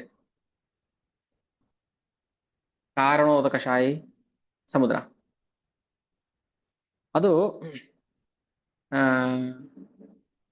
ಪರವ್ಯೋ ಲೋಕಗಳು ಅಂದ್ರೆ ಆಧ್ಯಾತ್ಮಿಕ ಲೋಕ ಮತ್ತೆ ಭೌತಿಕ ಲೋಕದ ಮಧ್ಯೆ ಕಾರಣೋದಕಶಾಹಿ ಸಮುದ್ರ ಇದೆ. ಈ ಕಾರಣೋದಕಶಾಹಿ ವಿಷ್ಣು ಏನ್ ಮಾಡ್ತಾನೆ? ಐಹಿಕ ಪ್ರಕೃತಿ ಮೇಲೆ ತನ್ನ ಕೃಪಾ ಕಟಾಕ್ಷ ಬೀರುತ್ತಾನೆ. ದೃಷ್ಟಿ ಬೀರಿದ ಮಾತ್ರಕ್ಕೆ ಅಸಂಖ್ಯಾತ ಬ್ರಹ್ಮಾಂಡಗಳು ಸೃಷ್ಟಿ ಆಗ್ಬಿಡುತ್ತೆ. ಓಕೆನಾ? ಸೊ ಹಾಗಾಗಿ ಕೃಷ್ಣ ಈ ಐಹಿಕ ಬ್ರಹ್ಮಾಂಡಗಳ ಕಾರ್ಯಚಟುವಟಿಕೆಗೆ ಒಳಪಟ್ಟಿಲ್ಲ. ಕೃಷ್ಣ ಈ ಐಹಿಕ ಕಾರ್ಯಚಟುವಟಿಕೆ ಮಾಡೋ ಅವಶ್ಯಕತೆ ಇಲ್ಲ. ಅದು ಮಾಡೋದೇನಿದ್ರು ವಿಷ್ಣು. ಕೃಷ್ಣ ಹತ್ರ ಹೋಗ್ಬೇಕಾದ್ರೆ ನಾವು ಹೇಗೆ ಹೋಗ್ಬೇಕು? ಕೇವಲ ಆಧ್ಯಾತ್ಮಿಕ ಕಾರ್ಯಚಟುವಟಿಕೆಯಿಂದ ಅಂದ್ರೆ ಭಕ್ತಿ ಸೇವೆಯಿಂದ ಮಾತ್ರ ಕೃಷ್ಣನ ನಾವು ತಲುಪೋಕ್ ಸಾಧ್ಯ. ಯಾಕಂದ್ರೆ ಭೌತಿಕ ಕ್ರಿಯೆಗಳಿಗೂ ಕೃಷ್ಣನಿಗೂ ಏನು ಸಂಬಂಧ ಇಲ್ಲ. ಅದೇನಿದ್ರು ಮಹಾವಿಷ್ಣು ನೋಡ್ಕೊಳ್ತಾನೆ. ಅದಕ್ಕೆ ಸಸ್ಯ ಕರ್ತಾರಮಪಿ ವಿದ್ಧಿಮಾಂ ಅಕರ್ತಾರಮವ್ಯಯಂ ಅಂತ ಹೇಳ್ಬಿಟ್ಟ ಕೃಷ್ಣ ಗೀತೆಯಲ್ಲಿ. ಐಹಿಕ ಜಗತ್ತಿನೆಲ್ಲ ನಾನು ಸೃಷ್ಟಿ ಮಾಡಿದ್ರೂ ಕೂಡ ನಾನು ಅದಕ್ಕೆ ಬದ್ಧನಲ್ಲ. ನಾನು ನನಗೂ ಅದಕ್ಕೆ ಸಂಬಂಧ ಇಲ್ಲ. ನಿಮ್ ಪಾಡಿ ನೀವೇನು ಮಾಡ್ಕೊಳ್ಳಿ. ಐಹಿಕ ಜಗತ್ತನ್ನು ಸೃಷ್ಟಿ ಮಾಡಿದೀನಿ, ಜೀವಿಗಳಿದ್ದೀರಾ, ನಿಮ್ಮ ಅನುಕೂಲಕ್ಕೆ ಏನ್ ಬೇಕೋ ಅನಾನುಕೂಲಕ್ಕೆ ಏನ್ ಬೇಕೋ ಎಲ್ಲ ಕೊಟ್ಟಿದ್ದೀನಿ, ನಿಮ್ ಇಷ್ಟ. ಸೊ ಹಾಗಾಗಿ ಐಹಿಕ ಕಾರ್ಯಗಳಿಗೆ ಮತ್ತೆ ಕೃಷ್ಣನಿಗೆ ಯಾವ ಸಂಬಂಧ ಇಲ್ಲ. ಅದೇನಿದ್ರು ವಿಷ್ಣು, ಕಾರಣೋದಕ ವಿಷ್ಣು. ಈ ಕಾರಣೋದಕ ಸಮುದ್ರ ಎಲ್ಲಿದೆ? ಐಹಿಕ ಬ್ರಹ್ಮಾಂಡದ ಆಚೆ ಸ್ಥಿತವಾಗಿದೆ ಸಮುದ್ರ. ಆ ಸಮುದ್ರದಲ್ಲಿ ಭಗವಂತ ವಿಷ್ಣು ಪೌಡಿಸಿರ್ತಾನೆ. ಸೊ ಹೇಗೆ ಕೃಷ್ಣನ ಶಕ್ತಿ ವಿಸ್ತರಣೆ ಆಗ್ತಾ ಇದೆ ಅಲ್ವಾ? ಕೃಷ್ಣನ ಶಕ್ತಿ ಹೇಗೆ ಬಲರಾಮನಿಗೆ ಹಂಗೆ ವಿಸ್ತರಣೆ ಆಗ್ತಾ ಆಗ್ತಾ ಕೊನೆಗೆ ಐಹಿಕ ಬ್ರಹ್ಮಾಂಡದವರೆಗೂ ಬರುತ್ತೆ. ಆಮೇಲೆ ಅಸಂಖ್ಯಾತ ಜೀವಗಳು ಸೃಷ್ಟಿ ಆಗ್ತಾರೆ, ವನಸ್ಪತಿಗಳು ಸೃಷ್ಟಿ ಆಗುತ್ತೆ, ಜೀವ ಸಂಕುಲಗಳು ಸೃಷ್ಟಿ ಆಗುತ್ತೆ, ಅಜ್ಞಾನ ಸೃಷ್ಟಿ ಆಗುತ್ತೆ, ದೇವತೆಗಳು ಸೃಷ್ಟಿ ಆಗುತ್ತೆ, ಮನಸ್ಸು ಬುದ್ಧಿ ಅಹಂಕಾರ ಸೃಷ್ಟಿ ಆಗುತ್ತೆ. ಸೊ ಅದಕ್ಕೆ ಮಹಾವಿಷ್ಣು ಶರೀರದಿಂದ ಈ ಭೌತಿಕ ವಸ್ತುಗಳು ಸೃಷ್ಟಿ ಆಗುತ್ತೆ. ಅಂದ್ರೆ ಮನಸ್ಸು ಫಸ್ಟು ಸಾತ್ವಿಕ ಅಹಂಕಾರದಿಂದ, ಸಾತ್ವಿಕ ಅಹಂಕಾರ ಅಂದ್ರೆ ಗುಣ, ಸತ್ವಗುಣ ಪ್ಲಸ್ ಅಹಂಕಾರ ತತ್ವ, ಸತ್ವಗುಣ ಪ್ಲಸ್ ಅಹಂಕಾರ ತತ್ವ, ಕಾಲ ಮತ್ತೆ ಭಗವಂತನ ಕೃಪಾ ಕಟಾಕ್ಷ, ಇಷ್ಟರಿಂದ ಮನಸ್ಸು ಸೃಷ್ಟಿ ಆಗುತ್ತೆ. ಜಸ್ಟ್ ಕೇಳಿಸ್ಕೊಳ್ಳಿ, ಇದೆಲ್ಲ ನೆನಪಲ್ಲಿ ಇಡ್ಬೇಕು ಅಂತೇನಿಲ್ಲ, ಅದ್ರ ಗೊತ್ತಿರ್ಲಿ. ಫಸ್ಟು ಮನಸ್ಸು ಹೇಗೆ ಸೃಷ್ಟಿ ಆಗುತ್ತೆ ಅಂತ ಹೇಳ್ತಾರೆ. ಮನಸ್ಸು ಬುದ್ಧಿ ಅಹಂಕಾರ. ಸೊ ಆ ಮೊದಲು ಮಹತ್ತತ್ವ ಸೃಷ್ಟಿ ಆಯ್ತು, ಅದರಿಂದ ಅಹಂಕಾರ ತತ್ವ ಸೃಷ್ಟಿ ಆಯ್ತು. ಮಹತ್ತತ್ವ ಅಂದ್ರೆ ಏನು? ಇಡೀ ಬ್ರಹ್ಮಾಂಡಗಳ ಒಟ್ಟು ಭೌತ ವಸ್ತುಗಳ ಸಮೂಹ. ಭೌತ ವಸ್ತುಗಳಂದ್ರೆ ಮನಸ್ಸು ಬುದ್ಧಿ ಅಹಂಕಾರನು ಸೇರುತ್ತೆ. ಮನಸ್ಸು ಬುದ್ಧಿ ಅಹಂಕಾರ ಕೂಡ ಭೌತ ವಸ್ತುಗಳೇ. ಅದು ಸ್ಪಿರಿಚುವಲ್ ಅಲ್ಲ, ಅದು ಸ್ಪಿರಿಟ್ ಅಲ್ಲ ಅದು. ಸೊ ಮಹತ್ತತ್ವದಿಂದ ಮನಸ್ಸು ಬುದ್ಧಿ ಅಹಂಕಾರ ಸೃಷ್ಟಿ ಆಯ್ತು, ಅಹಂಕಾರ ತತ್ವ ಆಯ್ತು. ಅಹಂಕಾರ ತತ್ವದಿಂದ ಮನಸ್ಸು ಸೃಷ್ಟಿ ಆಗುತ್ತೆ. ಸಾತ್ವಿಕ ಅಹಂಕಾರ, ಕಾಲ, ಭಗವಂತನ ಕೃಪಾ ಕಟಾಕ್ಷಿತ ಮನಸ್ಸು. ರಾಜಸ ಅಹಂಕಾರ, ಕಾಲ, ಭಗವಂತನ ಕೃಪಾ ಕಟಾಕ್ಷ, ದೇವತೆಗಳು. ತಾಮಸ ಅಹಂಕಾರ, ಕಾಲ, ಭಗವಂತನ ಕೃಪಾ ಕಟಾಕ್ಷ, ಸ್ಥಾವರ ಜಂಗಮರು ಸೃಷ್ಟಿಯಾದ. ಅಂದ್ರೆ ಭಗವಂತನ ಕೃಪಾ ಕಟಾಕ್ಷ ಇಲ್ಲದೆ ಯಾವ ವಸ್ತು ಕೂಡ ಸೃಷ್ಟಿ ಆಗಕ್ಕೆ ಸಾಧ್ಯ ಇಲ್ಲ. ಅಷ್ಟು ಮಾತ್ರ ಚೆನ್ನಾಗಿ ಅರ್ಥ ಮಾಡ್ಕೊಂಡ್ರೆ ಆಯ್ತು. ದೇವತೆಗಳು ಸೃಷ್ಟಿಯಾಗಿದ್ದು ಆಮೇಲೆ ರಾಜಸ ಅಹಂಕಾರ ಮತ್ತೆ ಕಾಲದ ಪ್ರಭಾವದಿಂದ. ಅದಕ್ಕೆ ಹೇಳೋದು ಮನಸ್ಸಿನಿಂದ ಸೃಷ್ಟಿ ಆದ್ರು ಅಂತ ಹೇಳಲ್ವಾ, ಬ್ರಹ್ಮನ ಮನಸ್ಸಿನಿಂದ ಸೃಷ್ಟಿಯಾಗಿದ್ದು ದೇವತೆಗಳು ಅಂತ. ದೇವತೆಗಳಿಗಿಂತ ಮುಂಚೆ ಮನಸ್ಸು ಸೃಷ್ಟಿ ಮಾಡ್ತಾರೆ. ಬ್ರಹ್ಮನಿಗೆ ಸೃಷ್ಟಿ ಕಾರ್ಯ ವಹಿಸಿದ್ದು ಭಗವಂತ, ನೇರವಾಗಿ ಭಗವಂತ ಬ್ರಹ್ಮದೇವರಿಗೆ ಸೃಷ್ಟಿ ಕಾರ್ಯವನ್ನ ವಹಿಸ್ತಾನಲ್ವಾ. ಸೊ ಹಾಗಾಗಿ ಬ್ರಹ್ಮನ ಮಾನಸಿಕ ಪುತ್ರರು, ಋಷಿಗಳು, ದೇವತೆಗಳು ಜನ್ಮ ತಾಳ್ತಾರೆ. ಹಾಗೆ ನಾವು ಈ ಸೃಷ್ಟಿ ಪ್ರಕ್ರಿಯೆಯನ್ನು ಅರ್ಥ ಮಾಡ್ಕೋಬೇಕು. ಭಗವಂತ ಹೇಗೆ ಈ ಸೃಷ್ಟಿಯನ್ನು ಮಾಡ್ತಾನೆ, ಮತ್ತೆ ಸೃಷ್ಟಿ ಮಾಡಿದ್ಮೇಲೆ ಅದಕ್ಕೂ ನನಗೂ ಸಂಬಂಧ ಇಲ್ಲ ಅಂತ ಯಾಕೆ ಹೇಳ್ತಾನೆ. ಅದೇನಿದ್ರು ತನ್ನ ವಿಸ್ತರಣೆಗಳು ಮಾಡುವಂತ ಕೆಲಸ. ಅದಕ್ಕೋಸ್ಕರ ಅವನು ನೇರವಾಗಿ ಭಗವಂತ ಕೃಷ್ಣ ಕೈ ಹಾಕೋದಿಲ್ಲ. ಅತಯೇವ ಕೃಷ್ಣ ಮೂಲ ಜಗತ್ ಕಾರಣ ಪ್ರಕೃತಿ ಕಾರಣ ಏಚೆ ಅಜಾಗಲಸ್ತನ. ಏನ್ ಹೇಳ್ತಾರೆ, ಅಜಾಗಲಸ್ತನ. ಪ್ರಭು ಕೃಷ್ಣನು ಇಡೀ ಬ್ರಹ್ಮಾಂಡದ ವ್ಯಕ್ತ ರೂಪಕ್ಕೆ ಮೂಲ ಕಾರಣ, ಪ್ರಥಮ ಕಾರಣ. ಆಮೇಲೆ ಬ್ರಹ್ಮದೇವರಿಂದ ಸೃಷ್ಟಿ ಆಯಿತು, ಅದು ದ್ವಿತೀಯ ಕಾರಣ. ಸರ್ಗೋ ವಿಸರ್ಗ. ಸರ್ಗ ಮೊದಲು ಭಗವಂತನ ಮೂಲ ಸೃಷ್ಟಿ ಅದು, ಆಮೇಲೆ ವಿಸರ್ಗ ಬ್ರಹ್ಮದೇವರಿಂದ ಈ ಐಕ ಅಸ್ತಿತ್ವ ಪ್ರಕಟ ಆಗುತ್ತೆ. ದೇಹಗಳನ್ನ ಸಂಖ್ಯಾತ 84 ಲಕ್ಷ ಜೀವರಾಶಿಗಳನ್ನ ಸೃಷ್ಟಿ ಮಾಡ್ಬಿಡ್ತಾನೆ. ಮೊದಲು ಸೃಷ್ಟಿ ಮಾಡೋದು ಆತ ಮೂಲ ಕಾರಣ. ಅತ ಏವ ಕೃಷ್ಣ ಮೂಲ ಜಗತ್ ಕಾರಣ.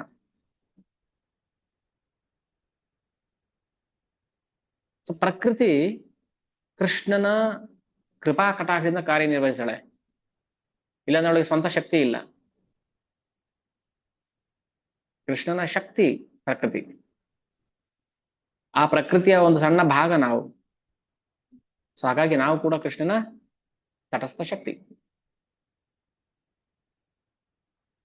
ಎಲ್ರೂ ಭಗವಂತನ ಅಧೀನದಲ್ಲೇ ಇರೋದು ನಾವು, ನಮ್ಗೆ ಗೊತ್ತಾಗ್ತಲ್ಲ ಅಷ್ಟೇ. ಯಾಕೆಂದ್ರೆ ಮಾಯಾ ಅಂಶೆ ಕಹಿ ತಾರೆ ನಿಮಿತ್ತ ಕಾರಣ ಸೇಹ ನಯ ಯಾತೆ ಕರ್ತ ಹೇತು ನಾರಾಯಣ. ಈ ಐಹಿಕ ಜಗತ್ತಿಗೆ ಯಾರು ಮೂಲ ಕಾರಣ?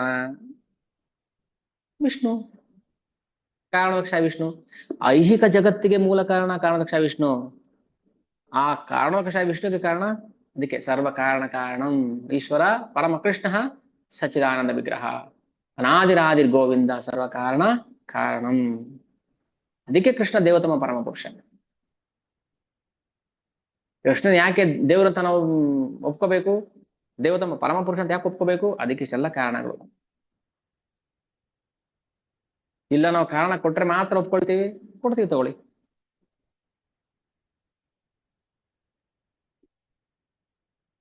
ಘಟೇರ ನಿಮಿತ್ತ ಹೇತು ಏಚೆ ಕುಂಭಕಾರ ತೇಚೆ ಜಗತೇರ ಕರ್ತ ಪುರುಷಾವತಾರ.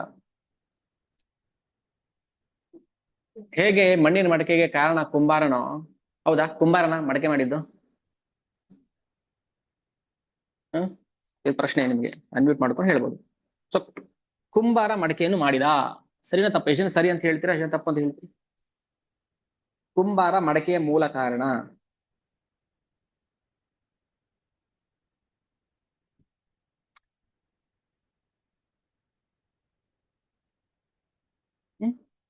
ಮಣ್ಣು ನೀರು ಬೆಂಕಿ ಎಲ್ಲ ಇದ್ದಿದ್ದಕ್ಕೆ ಆ ಕುಂಬಾರ ಮಡಕೆ ಮಾಡಕ್ಕಾಗಿರುತ್ತೆ.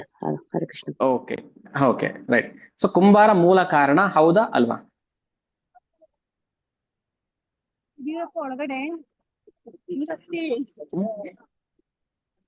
ಕುಂಬಾರ ಮಡಿಕೆಯನ್ನು ಮಾಡಿದ ಮೂಲ ಕಾರಣ. ಬೇರೆ ಯಾರಾದ್ರೂ ಆನ್ಸರ್?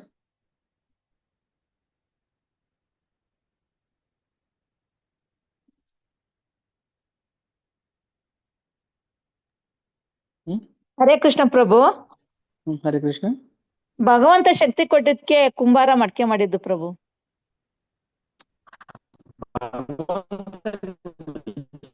ಬಿಡಿ, ಇಲ್ಲಿ ಕುಂಬಾರ ಮಣ್ಣಿನ ಮಾಡ್ದ ಅಷ್ಟೇ, ಮಣ್ಣಿನ ಮಡಿಕೆ ಮಾಡ್ದ. ಈಗ ಅಲ್ಲಿ ಕುಂಬಾರ ಮೂಲ ಕಾರಣನ? ಓಕೆ, ಭಗವಂತ ಎಲ್ಲದಕ್ಕೂ ಭಗವಂತ ಬರುತ್ತೆ ಆನ್ಸರ್. ಬಟ್ ಇಲ್ಲಿ ಕೇಳಿ, ಕುಂಬಾರ ಮಡಕೆನ್ ಮಾಡ್ದ, ಸರಿ ತಪ್ಪು ಹೇಳಿ ಸರ್, ಹೌದು ಅಲ್ಲ? ಹೌದು ಪ್ರಭು, ಹ್ಮ್ ಕುಂಬಾರನೇ ಮಡಕೆ ಮಡಕೆ ಗೊತ್ತಾಗ್ತಾ ಇಲ್ವಾ?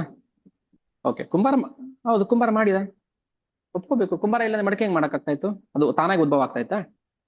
ಇಲ್ಲ. ಸೊ ಈಗ ನನ್ನ ಪ್ರಶ್ನೆ, ಕುಂಬಾರ ಮಡಕೆಯ ಮೂಲ ಕಾರಣ, ಮೂಲ ಸೃಷ್ಟಿಕರ್ತ, ಇದು ಸರಿನಾ ತಪ್ಪಾ? ತಪ್ಪು. ಯಾಕೆ? ಭಗವಂತ ಕೊಟ್ಟಿರೋದು ಮಣ್ಣು, ಬೆಂಕಿ, ಆ ನೀರು. ಓಕೆ, ಈಗ ಭಗವಂತ ಬಿಟ್ಬಿಡಿ, ಭಗವಂತನ ಬಗ್ಗೆ ಮಾತಾಡೋಣ ನಾನು. ಈಗ ಮಣ್ಣು ಇದ್ರೆ ಮಡಕೆ ಮಾಡಕ್ ಆಗ್ತಾ ಇತ್ತಲ್ವಾ? ಸೊ ಮಣ್ಣಿಲ್ಲ ಅಂದ್ರೆ ಕುಂಬಾರ ಏನ್ ಮಾಡ್ತಾ ಇದ್ದ? ಮಾಡಕ್ ಆಗ್ತಿರಲಿಲ್ಲ ಪ್ರಭು. ಈಗ ಸೊ ಆ ತರ ನಾವು ಇಲ್ಲಿ ಶಿವರಾಜ ಕೃಷ್ಣ ಗೋಸ್ವಾಮಿ ಹೇಳ್ತಾರೆ, ಹೇಗೆ ಘಟೇರ ನಿಮಿತ್ತ ಹೇತು ಏಚೆ ಕುಂಭಕಾರ. ಘಟ ಅಂದ್ರೆ ಮಣ್ಣಿನ ಮಡಕೆ, ಆ ಮಣ್ಣಿನ ಮಡಕೆಯನ್ನ ಮಾಡಿದಾರು ಕುಂಭಕಾರ, ಕುಂಬಾರ ಅಥವಾ ಕುಂಭಕಾರ. ಸೊ ಕುಂಬಾರ ಮಣ್ಣಿನ ಮಡಕೆಯನ್ನು ಮಾಡಿದ. ತೈಚೆ ಹಾಗೇನೆ ಜಗತೇರ ಕರ್ತ ಪುರುಷಾವತಾರ, ಜಗತೇರ ಕರ್ತ ಪುರುಷಾವತಾರ, ಹಾಗೇನೆ ವಿಷ್ಣು ಈ ಜಗತ್ತನ್ನ ಮಾಡಿದ ಅಂತ ಹೇಳ್ತಾ ಇದ್ದಾರೆ. ಯಾವ ಜಗತ್ತನ್ನ? ಐಹಿಕ ಜಗತ್ತನ್ನ. ಆದರೆ ಎಲ್ಲದಕ್ಕೂ ಮೂಲ ಕಾರಣ ಕೃಷ್ಣ. ಯಾಕಂದ್ರೆ ವಿಷ್ಣು ಕೃಷ್ಣನ ವಿಸ್ತರಣೆ.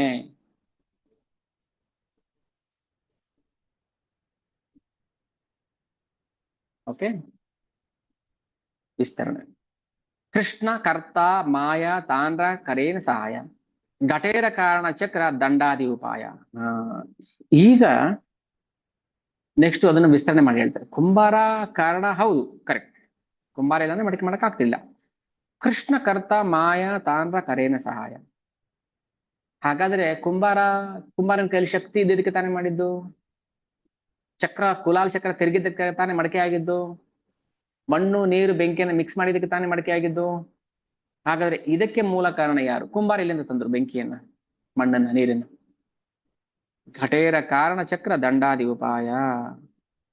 ಸೊ ಹಾಗೇನೆ ಮಾಯೆ ಕೃಷ್ಣನ ಸಹಾಯಕಿಯಾಗಿ ಈ ಭೌತಿಕ ಜಗತ್ತನ್ನ ಸೃಷ್ಟಿ ಮಾಡೋದಕ್ಕೆ ಸಹಾಯ ಮಾಡ್ತಾಳೆ.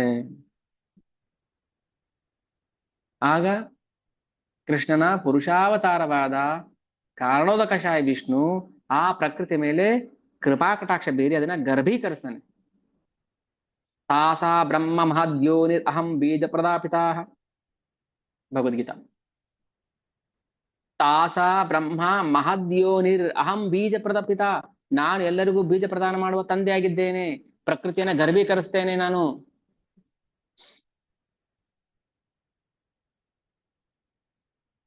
ಹಾಗಾಗಿ ಭಗವಂತ ಈ ಪ್ರಕೃತಿಯಿಂದ ದೂರ ನಿಂತ್ಬಿಟ್ಟಿದ್ದಾನೆ ಅಷ್ಟೇ.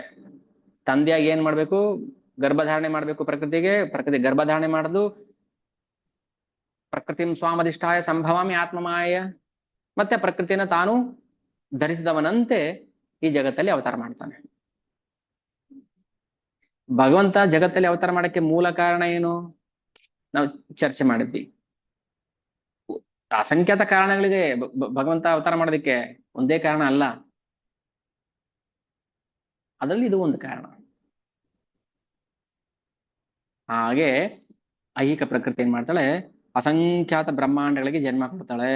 ಸೊ ಈಗ ಯಾರು ಮಾಡಿದ್ದು? ಜನ್ಮ ಕೊಟ್ಟಿದ್ದು ಪ್ರಕೃತಿ ಕೊಟ್ಟಿದ್ದು. ಕೃಷ್ಣ ಗೀತೆ ಅದಕ್ಕೆ ಹೇಳಿದ್ದು, ಗೀತೆ ಓದಿ ಅರ್ಥ ಮಾಡ್ಕೋಬೇಕು ನಮ್ಗೆ, ಅಲ್ಲಿ ಲಿಂಕ್ ಆಗ್ಬೇಕು. ತಾಯಿಯಿಂದ ಬಂದಿದ್ದು ಮಗು ಒಪ್ಕೊಳ್ತೀನಿ, ತಂದೆ ಇಲ್ದೆ ಹೆಂಗ್ ತಾಯಿ ಗರ್ಭ ಧರಿಸ್ತಾ ಇದ್ಲು, ಅದು ಪ್ರಶ್ನೆ ಬರುತ್ತೆ. ಸರಿ, ಆ ತಂದೆ, ಅವಾಗ ತಂದೆನೇ ಮೂಲ ಕಾರಣ ಅಂತ ಹೇಳ್ಬಿಡ್ತೀವಿ. ಆ ತಂದೆ ಭೂಮಿ ಬಂದಿಲ್ಲ ಅಂದ್ರೆ ಈ ಮಗು ಹೆಂಗ್ ಹುಟ್ಟುತ್ತಾ ಇತ್ತು? ಹಾಗಾದ್ರೆ ಅವ್ರ ತಾತ ಅಂತ ಹೋಗ್ತೀವಿ. ಯಾರ ತಾತ ಹೆಂಗ್ ಬಂದ್ರು, ಅವ್ರ ತಾತ ಹೆಂಗ್ ಬಂದ್ರು? ಯಾರೊಬ್ರು ಇರ್ಬೇಕಲ್ಲ. ಅದನ್ನೇ ಕೃಷ್ಣ ಅಂತ ಕರೆಯೋದು, ಅವನನ್ನೇ ಕೃಷ್ಣ ಅಂತ ಕರೆಯೋದು. ನಾವು ಬಂದ ತಾಯಿ ಗರ್ಭದಿಂದ ಬಂದ್ರೆ ಅದಕ್ಕೆ ತಾಯಿ, ನನ್ನ ತಾಯಿ ಅಂತ ಹೇಳ್ಬಿಡ್ತೀವಿ. ತಾಯಿ ಹಿಂಗ್ ಗರ್ಭ ಧರಿಸಿದ್ಲು ತಂದೆಯಿಂದ, ತಂದೆ ಅವ್ರ ತಂದೆ, ಅವ್ರ ತಂದೆ, ಅವ್ರ ತಂದೆ, ಅವ್ರ ತಂದೆ, ಅವ್ರ ತಂದೆ. ಅದಕ್ಕೆ ಪಿತಾ ಅಹಮಸ್ಯ ಜಗತೋ ಮಾತಾ ಧಾತಾ ಪಿತಾಮಹ. ಅದಕ್ಕೆ ಕೃಷ್ಣ ದೇವತಮ ಪರಮ ಪುರುಷ. ಎಷ್ಟು ಕಾರಣ ಆಯ್ತು? ಎಷ್ಟು ಕಾರಣ ಬೇಕು? ವಿಷ್ಣುವಿನ ಅವತಾರ ಕೃಷ್ಣ ಅಲ್ಲ. ಯಾರಾದ್ರೂ ಹೇಳಿದ್ರೆ ಅವ್ರಿಗೆ ಹೇಳಿ, ಮೂರ್ಖರ. ವಿಷ್ಣುವಿನ ಅವತಾರ ಕೃಷ್ಣ ಅಲ್ಲ. ಯಾಕೆ ಹಾಗೆ ಮಾಡ್ತೀರಿ ನೀವು, ಮಾತಾಡ್ತೀರಿ? ಕೃಷ್ಣ ದೇವೋತ್ತಮ ಪರಮ ಪುರುಷ. ವಿಷ್ಣು ತಾನೇ ವಿಸ್ತರಣೆಯಾಗಿ ಬಂದಂತವನು. ಆದರೆ ವಿಷ್ಣುವಿನ ಅವತಾರ ಅಂತ ಕೃಷ್ಣನ್ ಯಾಕೆ ಡೌನ್ ಗ್ರೇಡ್ ಮಾಡ್ತೀರಿ? ಮಹಾವಿಷ್ಣು ಐಹಿಕ ಪ್ರಕೃತಿಗೆ ತನ್ನ ಕೃಪಾ ಕಟಾಕ್ಷವನ್ನು ಬೀರ್ತಾನೆ, ಆಗ ಪ್ರಕೃತಿ ಗರ್ಭ ಧರಿಸ್ತಾಳೆ. ಹಾಗಾಗಿ ಈ ಭೌತಿಕ ಜಗತ್ತು ಸೃಷ್ಟಿ ಆಯ್ತು. ಮಡಕೇರಿ ಎಕ್ಸಾಂಪಲ್ ಜ್ಞಾಪಕ ಇಟ್ಕೊಳ್ಳಿ. ಶಿವರಾಜ್ ಕೃಷ್ಣದಾಸ್ ಕೋಶಮಿಳು ಅದನ್ನೇ ಹೇಳ್ತಾರೆ. ಮಡಕೇರಿ ಎಕ್ಸಾಂಪಲ್ ಕೊಡ್ತಾರೆ. ಆಮೇಲೆ ಈ ಭೌತಿಕ ಜಗತ್ತು 3 ಗುಣಗಳ ಮಿಶ್ರಣ. ಸೊ ಮೂರು ಗುಣಗಳು 3 3 9 9 81. ಸೊ ಹೀಗೆ ಅಸಂಖ್ಯಾತ ರೂಪದಲ್ಲಿ ಜೀವರಾಶಿಗಳು ಸೃಷ್ಟಿ ಆಗುತ್ತೆ. ಹುಲಿದೊಂಥರ ಗುಣ, ನರಿದೊಂಥರ ಗುಣ, ಮನುಷ್ಯನೊಂಥರ ಗುಣ, ಕತ್ತೆದೊಂಥರ ಗುಣ. ಸೊ ಒಂದೊಂದು ಗುಣಗಳಿಗೂ ಅಸಂಖ್ಯಾತ ರೂಪಗಳನ್ನ ಸೃಷ್ಟಿ ಮಾಡ್ತಾನೆ ಭಗವಂತ. ಈಗ ಒಂದು ಅಕ್ಕಿ ಹಿಟ್ಟು ಗೋಧಿ ಹಿಟ್ಟು ಇದ್ರೆ ಎಷ್ಟು ತರ ನಾವು ಅಡಿಗೆ ಮಾಡ್ಬೋದು? ಒಂದು ಅಕ್ಕಿ ಹಿಟ್ಟು ಅಥವಾ ಗೋಧಿ ಹಿಟ್ಟು ಹಾಕ್ಬಿಟ್ರೆ ಇಷ್ಟೊಂದು ನಾನಾ ಬಗೆಯ ರುಚಿ ಅಡಿಗೆಗಳು ಮಾಡ್ಬೋದಲ್ಲ. ಭಗವಂತನಿಗೇನು ಬುದ್ಧಿ ಕಡಿಮೆ ಇದೆಯಾ? ಏನ್ ಬೇಕಾದ್ರೆ ಮಾಡ್ಬೋದು. ಆಮೇಲೆ ಏನ್ ಮಾಡ್ತಾನೆ ಭಗವಂತ? ಅಸಂಖ್ಯಾತ ಬ್ರಹ್ಮಾಂಡಗಳನ್ನ ಸೃಷ್ಟಿ ಮಾಡಿದ್ಮೇಲೆ ಪ್ರತಿಯೊಂದು ಬ್ರಹ್ಮಾಂಡದಲ್ಲೂ ತಾನೇ ಪ್ರವೇಶ ಮಾಡ್ತಾನೆ. ಹೇಗೆ ಪ್ರವೇಶ ಮಾಡ್ತಾನೆ? ತಥಾರೂಪೆ ಪುರುಷ ಕರೆ ಸಭಾತೆ ಪ್ರಕಾಶ. ಈಗ ಒಂದು ಬಿಂದಿಗೆ ನೀರಿದೆ, ಅದನ್ನ ಒಂದು ಲೋಟದಲ್ಲಿ ಹಾಕ್ತಿವಿ, ಅದನ್ನ ಇನ್ನೊಂದು ಪ್ಲಾಸ್ಟಿಕ್ ಕಂಟೈನರ್ ಹಾಕ್ತಿವಿ, ಇನ್ನೊಂದಕ್ಕೆ ಹಾಕ್ತಿವಿ, ಮತ್ತೊಂದಕ್ಕೆ ಹಾಕ್ತಿವಿ. ನಾವು ಯಾವ್ದಕ್ಕೆ ಹಾಕ್ತಿವೋ ಆ ರೂಪವನ್ನೇ ತಾಳುತ್ತೆ ಅದು. ಹಾಗೆ ಭಗವಂತ ಸಮಸ್ತ ಬ್ರಹ್ಮಾಂಡಗಳನ್ನ ಸೃಷ್ಟಿ ಮಾಡಿಸಿ ತಾನೇ ಅದ್ರೊಳಗೆ ಕೂತು ಬಿಡ್ತಾನೆ. ಹೇಗೆ ಸೃಷ್ಟಿ ಮಾಡ್ತಾನೆ? ಒಂದು ಉಸಿರು ಬಿಟ್ರೆ ಎಲ್ಲ ಬ್ರಹ್ಮಾಂಡಗಳು ಆಚೆ ಬರುತ್ತೆ, ಮತ್ತೆ ಉಸಿರು ಹೇಳ್ಕೊಂಡು ಎಲ್ಲ ಬ್ರಹ್ಮಾಂಡಗಳು ಹೊಗಳಕ್ ಹೋಗ್ಬಿಡ್ತಾರೆ. ಇದು ಅವನ ಲೀಲೆ. ಅದಕ್ಕೆ ಕೃಷ್ಣ ಉಸಿರಾಡ್ದು ಲೀಲೆ, ನಿಂತರು ಲೀಲೆ. ಹೇಗಂತೀರಾ? ಅಲ್ಲ, ಮಹಾವಿಷ್ಣು ಒಂದ್ಸಲ ಉಸಿರು ಹೇಳ್ಕೊಂಡ್ರೆ ಇಡೀ ಬ್ರಹ್ಮಾಂಡನೇ ಒಳಗೋಗ್ಬಿಡುತ್ತಲ್ವಾ? ಹಾಗಾದ್ರೆ ಕೃಷ್ಣ ಗೋಲೋಕದಲ್ಲಿ ಎಷ್ಟು ಸಲ ಉಸಿರಾಡಿದಾನೆ? ಮತ್ತೆ ಎಷ್ಟು ಬ್ರಹ್ಮಾಂಡಗಳು ಒಳಗೋಗಿರ್ಬೇಕು, ಒಳಗೋಗಿರ್ಬೇಕು, ಆಚೆ ಬಂದಿರ್ಬೇಕು. ಮತ್ ಲೀಲೆ ಅಲ್ವಾ ಅದು? ಒಂದು ಪಾದ ಇಟ್ಟಿದ ತಕ್ಷಣ ಬಲಿ ಚಕ್ರವರ್ತಿ ಬಳಿ ಹೋಗಿ ಜಾಗ ಕೇಳಿದಾಗ ಇಡೀ ಆಕಾಶ ಭೂಮಿಯನ್ನೇ ಒಂದೇ ಹೆಜ್ಜೆ ಎಳೆದ್ಬಿಟ್ಟ. ಆಕಾಶ ಒಂದ್ ಹೆಜ್ಜೆ, ಭೂಮಿ ಒಂದ್ ಹೆಜ್ಜೆ ಅಲ್ಲ, ಇಡೀ ಆಕಾಶ ಭೂಮಿ ಒಂದೇ ಹೆಜ್ಜೆ. ಆಮೇಲೆ ಪರವ್ಯೋಮಗಳನ್ನ ಅಳೆದ್ಬಿಟ್ಟ. 2 ಹೆಜ್ಜೆ ಮುಗಿದೋಯ್ತು. ಒಂದು ಹೆಜ್ಜೆಗೆ ಅಷ್ಟು ಜಾಗ ಕವರ್ ಮಾಡ್ತಾನೆ ಅಂದ್ರೆ ಎಷ್ಟು ಓಡಾಡಿದಾನೆ ಕೃಷ್ಣ ಗೋಲೋಕದಲ್ಲಿ, ಗೋಕುಲದಲ್ಲಿ. ಎಷ್ಟು ಆಟಾಡ್ಸಿದಾನೆ ತಾಯಿಯನ್ನ, ಎಷ್ಟು ಓಡಾಡಿದಾನೆ ಕಾಡು ಮೇಡುಗಳಲ್ಲಿ ಸ್ನೇಹಿತರ ಜೊತೆ. ಮತ್ತೆ ಎಷ್ಟೆಷ್ಟು ಬ್ರಹ್ಮಾಂಡಗಳನ್ನ ತುಳಿದಿರಬೇಕು ಕೃಷ್ಣ. ಲೀಲೆ ಅಲ್ವಾ ಅದು? ಇಡೀ ಬ್ರಹ್ಮಾಂಡಗಳೇ ಕೃಷ್ಣನ ಬಾಯಲ್ಲಿದೆ. ಅಂಥದ್ದಲ್ಲಿ ಯಾವುದೊಂದು ಪುಟ್ಟ ಗ್ರಾಮದಲ್ಲಿ, ಗೋಕುಲ ಆಗಿರ್ಬೋದು, ನಂದಗ್ರಾಮ ಆಗಿರ್ಬೋದು, ವೃಂದಾವನ ಆಗಿರ್ಬೋದು, ಒಂದು ಪುಟ್ಟ ಹಳ್ಳಿಯಲ್ಲಿ ಕೃಷ್ಣ ವಾಸ ಮಾಡ್ತಾ ಇದ್ದಾನೆ ಅಂತ ಅಂದ್ರೆ ಇದು ಲೀಲೆ ಅಲ್ವಾ?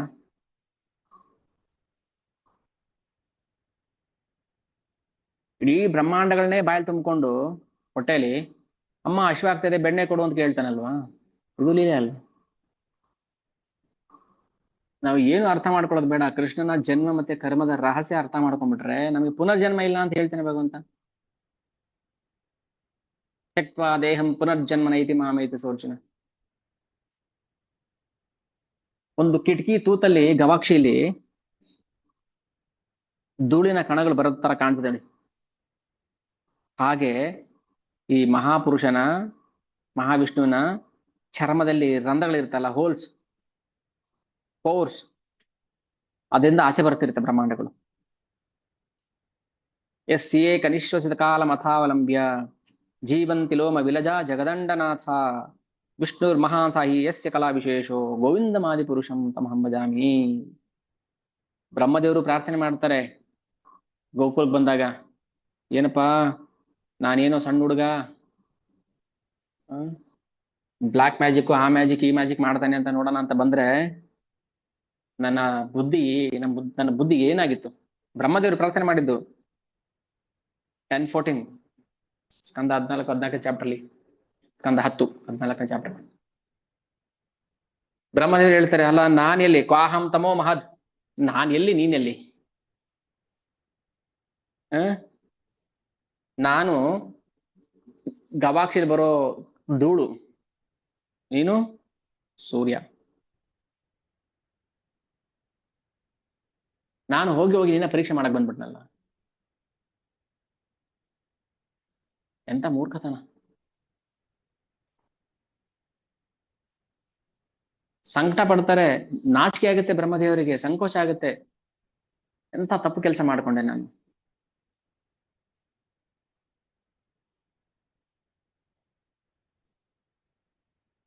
ಸುಮ್ಮನೆ ನಾವು ಭಗವಂತ ನಿನ್ ಬಗ್ಗೆ ನನಗೆ ಏನು ಗೊತ್ತಿಲ್ಲಪ್ಪ, ನೀನ್ ಏನ್ ಲೀಲೆ ಮಾಡ್ತೀಯೋ ಏನೋ ಎತ್ತೋ ನನಗೆ ಏನು ಗೊತ್ತಿಲ್ಲ, ನೀನ್ ಬಿಟ್ರೆ ನನ್ ಪ್ರಾಣ ಇಲ್ಲ ಅಷ್ಟೇ, ನಿನ್ನೆ ಬಿಟ್ಟೆ ಅಂದ್ರೆ ಅವತ್ತಿಲ್ಲ ನಾನು, ಇಷ್ಟೇ ನನ್ಗೆ ಗೊತ್ತಿರೋದು, ಇನ್ನೇನು ಗೊತ್ತಾಗೋದು ಬೇಕಾಗಿಲ್ಲ ನಮ್ಗೆ. ಕೃಷ್ಣ ನಿನ್ನೆ ಬಿಟ್ರೆ ನಾನು ಇಲ್ಲ, ನೀನೇ ಎಲ್ಲ, ಇಷ್ಟು ಗೊತ್ತಾಗಲ್ವಾ ನಮ್ಗೆ? ಇಷ್ಟು ಗೊತ್ತಾಗಲ್ಲ ನಮ್ಗೆ, ಇಷ್ಟು ಗೊತ್ತಾಗಲ್ಲ ನಮ್ಗೆ. ಅಷ್ಟು ದಡ್ಡತನ ಇದೆ ನಮ್ಮಲ್ಲಿ. ನೀನೇ ಎಲ್ಲ ಅನ್ನೋದು ನಮ್ಗೆ ಗೊತ್ತಾಗ್ಲೇ ಇಲ್ಲ ಕೊನೆಗೂ. ಬ್ರಹ್ಮದೇವರು ಗೊತ್ತಾಗಿದೆ ಯಾವಾಗ? ಅವ್ರು 50 ವರ್ಷ ತಪಸ್ ಮಾಡಿ ಭಗವಂತನಿಂದನೇ ಶಕ್ತಿ ಪಡ್ಕೊಂಡು ಭಗವಂತನ ದರ್ಶನ ಮಾಡಿ ಭೌತಿಕ ಜಗತ್ತನ್ನೆಲ್ಲ ಸೃಷ್ಟಿ ಮಾಡಿ ಎಲ್ಲ ಮಾಡಿ ಕೊನೆಗೆ ನೋಡೇ ಬಿಡೋಣ ಈ ಹುಡುಗ ಎಂತವನು ಅಂತ ಬಂದ್ಬಿಡ್ತಾರೆ ಗೋಕುಲಕ್ಕೆ. ಅಷ್ಟು ಮಾಡಿನೂ ಕೂಡ ಭಗವಂತನ ಅರ್ಥ ಮಾಡ್ಕೊಳಕ್ ಆಗಿಲ್ವಲ್ಲ ಬ್ರಹ್ಮದೇವರಿಗೆ. ನಾವು ಬದುಕಿದ 20, 30, 40 ವರ್ಷಕ್ಕೆ ಇಷ್ಟೆಲ್ಲ ಆಟ ಆಡ್ತೀವಿ, ಏನೆಲ್ಲ ಹಾರಾಡ್ತೀವಿ.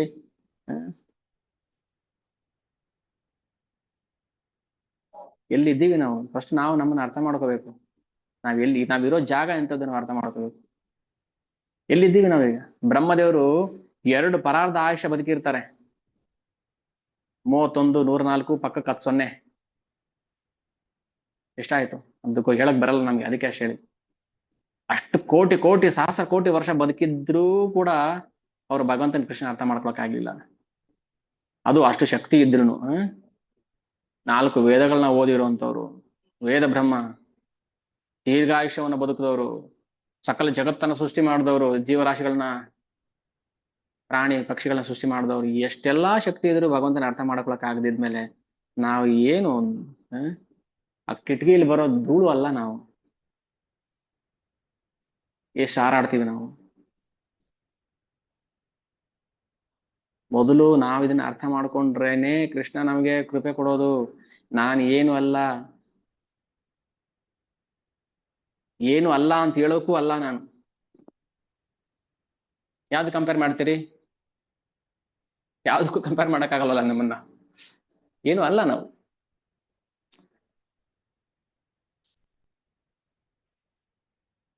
ಹಾಗೆ ಅಂತ ಭಗವಂತನ ವಿಸ್ತರಣೆ. ಗೋವಿಂದೇರ ಪ್ರತಿಮೂರ್ತಿ ಶ್ರೀ ಬಲರಾಮ. ಗೋವಿಂದನ ಪ್ರತಿಮೂರ್ತಿ ಶ್ರೀ ಬಲರಾಮ. ಆ ಬಲರಾಮನ ವಿಸ್ತರಣೆಯೇ ಕಲಾ ಅಂತ ಕರೆಯೋದು, ಕಲಾವತಾರ. ಕ್ಷೀರೋದ ಕಷಾಯ ವಿಷ್ಣುವಿನ ಅವತಾರಗಳು ಇವೆಲ್ಲ. ಮತ್ಸ್ಯ, ಕೂರ್ಮ, ವರಾಹ ಇವೆಲ್ಲ ಕಾರಣೋದ ಕಷಾಯ, ಕ್ಷೀರೋದ ಕಷಾಯ ವಿಷ್ಣುವಿನ ಅವತಾರಗಳು, ಕೃಷ್ಣನ ಅವತಾರಗಳು ಅಲ್ಲ. ಕೃಷ್ಣ ಗೋವಿಂದ ಅವನ ಬಗ್ಗೆ ಏನ್ ಹೇಳೋದು ನಾವು? ಮಹಾವಿಷ್ಣುವ ಬಗ್ಗೆನೇ ಅರ್ಥ ಮಾಡ್ಕೊಳಕ್ ಆಗ್ತಾ ಇಲ್ಲ. ಯಾಕಂದ್ರೆ ಮಹಾವಿಷ್ಣು ಇಡೀ ಭೌತಿಕ ಬ್ರಹ್ಮಾಂಡದ ಸೃಷ್ಟಿಕರ್ತ.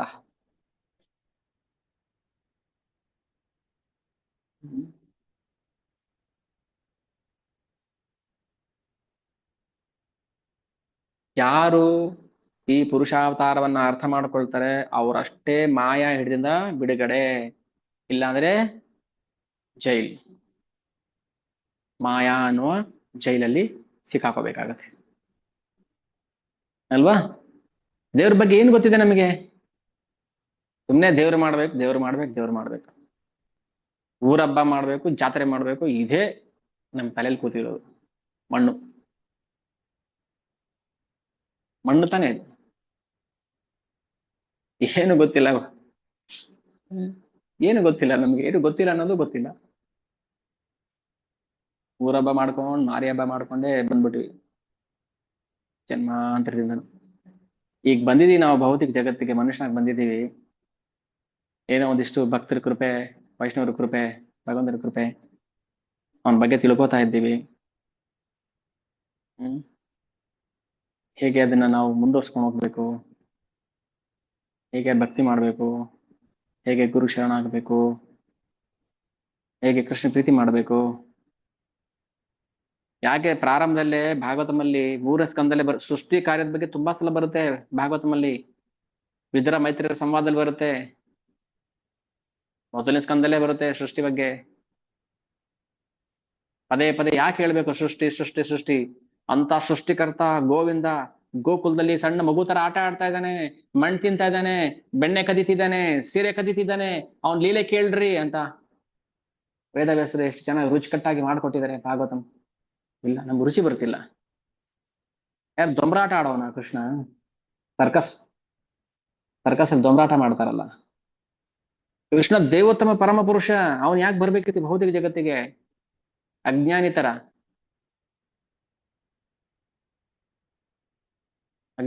ಯಾಕೆ ಬರ್ಬೇಕಿತ್ತು ಕೃಷ್ಣ?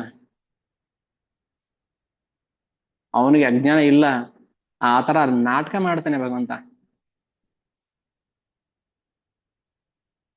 ಕೃತವಾನ್ ಕಿಲ ಕರ್ಮಾಣಿ ಸಹ ರಾಮೇಣ ಕೇಶವ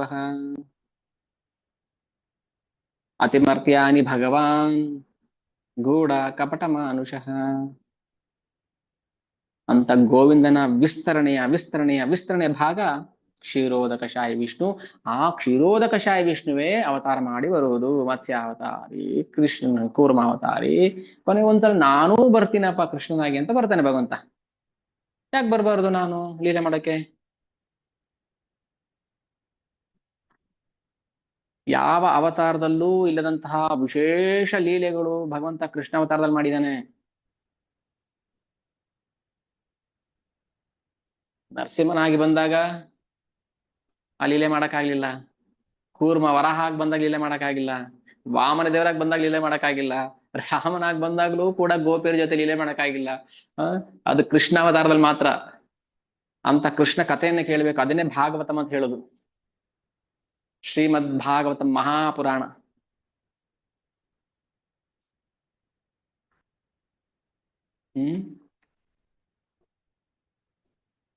ಇದನ್ನ ಅರ್ಥ ಮಾಡ್ಕೋಬೇಕು. ಕ್ಷೀರೋದಕಶಾಯಿ ವಿಷ್ಣು ಇದನ್ನಲ್ಲ, ಕ್ಷೀರೋದಕಶಾಯಿ ವಿಷ್ಣು ಅಂದ್ರೆ ಪರಮಾತ್ಮ ಅಂತೀವಲ್ಲ, ಆ ಕ್ಷೀರೋದಕಶಾಯಿ ವಿಷ್ಣು ಭಗವಂತನ ಒಂದು ಕಲೆ, ಅಂಶ. ಆ ಒಂದು ಅಂಶವೇ ಇಡೀ ಅವತಾರಗಳ ಮೂಲ ಕಾರಣ. ಇವಾಗ ಅರ್ಥ ಆಯ್ತಾ ಶಾಸ್ತ್ರದ ಪ್ರಮಾಣ? ಕ್ಷೀರೋದಕಶಾಯಿ ವಿಷ್ಣು ಅವತಾರಗಳ ಮೂಲ, ಅದಕ್ಕೆ ವಿಷ್ಣು ಅವತಾರ ಅಂತ ಹೇಳೋದು. ಆದ್ರೆ ಕೃಷ್ಣನ್ ಯಾಕೆ ಸೇರಿಸ್ಬೇಕು? ಕೃಷ್ಣ ಬಲರಾಮರು ಸಾಕ್ಷಾತ್ ಭಗವಾನ್.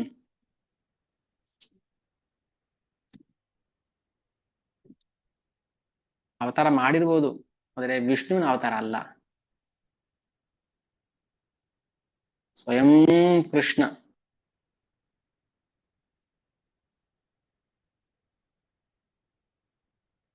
ಇದನ್ನ ಅರ್ಥ ಮಾಡಿಸೋಷ್ಟರಲ್ಲಿ ಎಷ್ಟೆಲ್ಲ ನಾವು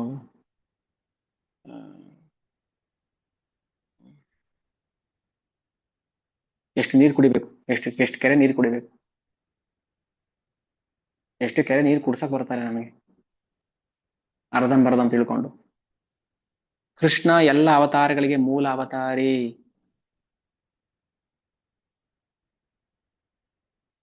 ಯಾರಿಂದ ಮತ್ಸ್ಯ ಕೂರ್ಮ ವರಾಹ ನರಸಿಂಹ ವಾಮನ ಪರಶುರಾಮ ರಾಮ ಕೃಷ್ಣ ಕಲ್ಕಿ ಬುದ್ಧ ಕಲ್ಕಿ ಬಂತು, ಇದೆಲ್ಲ ಕ್ಷೀರೋದಕಶಾಯಿ ವಿಷ್ಣುವಿನಿಂದ ಬಂದಂತ ಅವತಾರಗಳು. ಆದರೆ ಕೃಷ್ಣ ಬಲರಾಮರು ಸ್ವಯಂ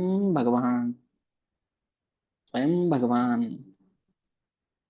ಏತೆ ಚಾಂಶಕಲ ಪುಂಸಃ ಕೃಷ್ಣಸ್ತು ಭಗವಾನ್ ಸ್ವಯಂ.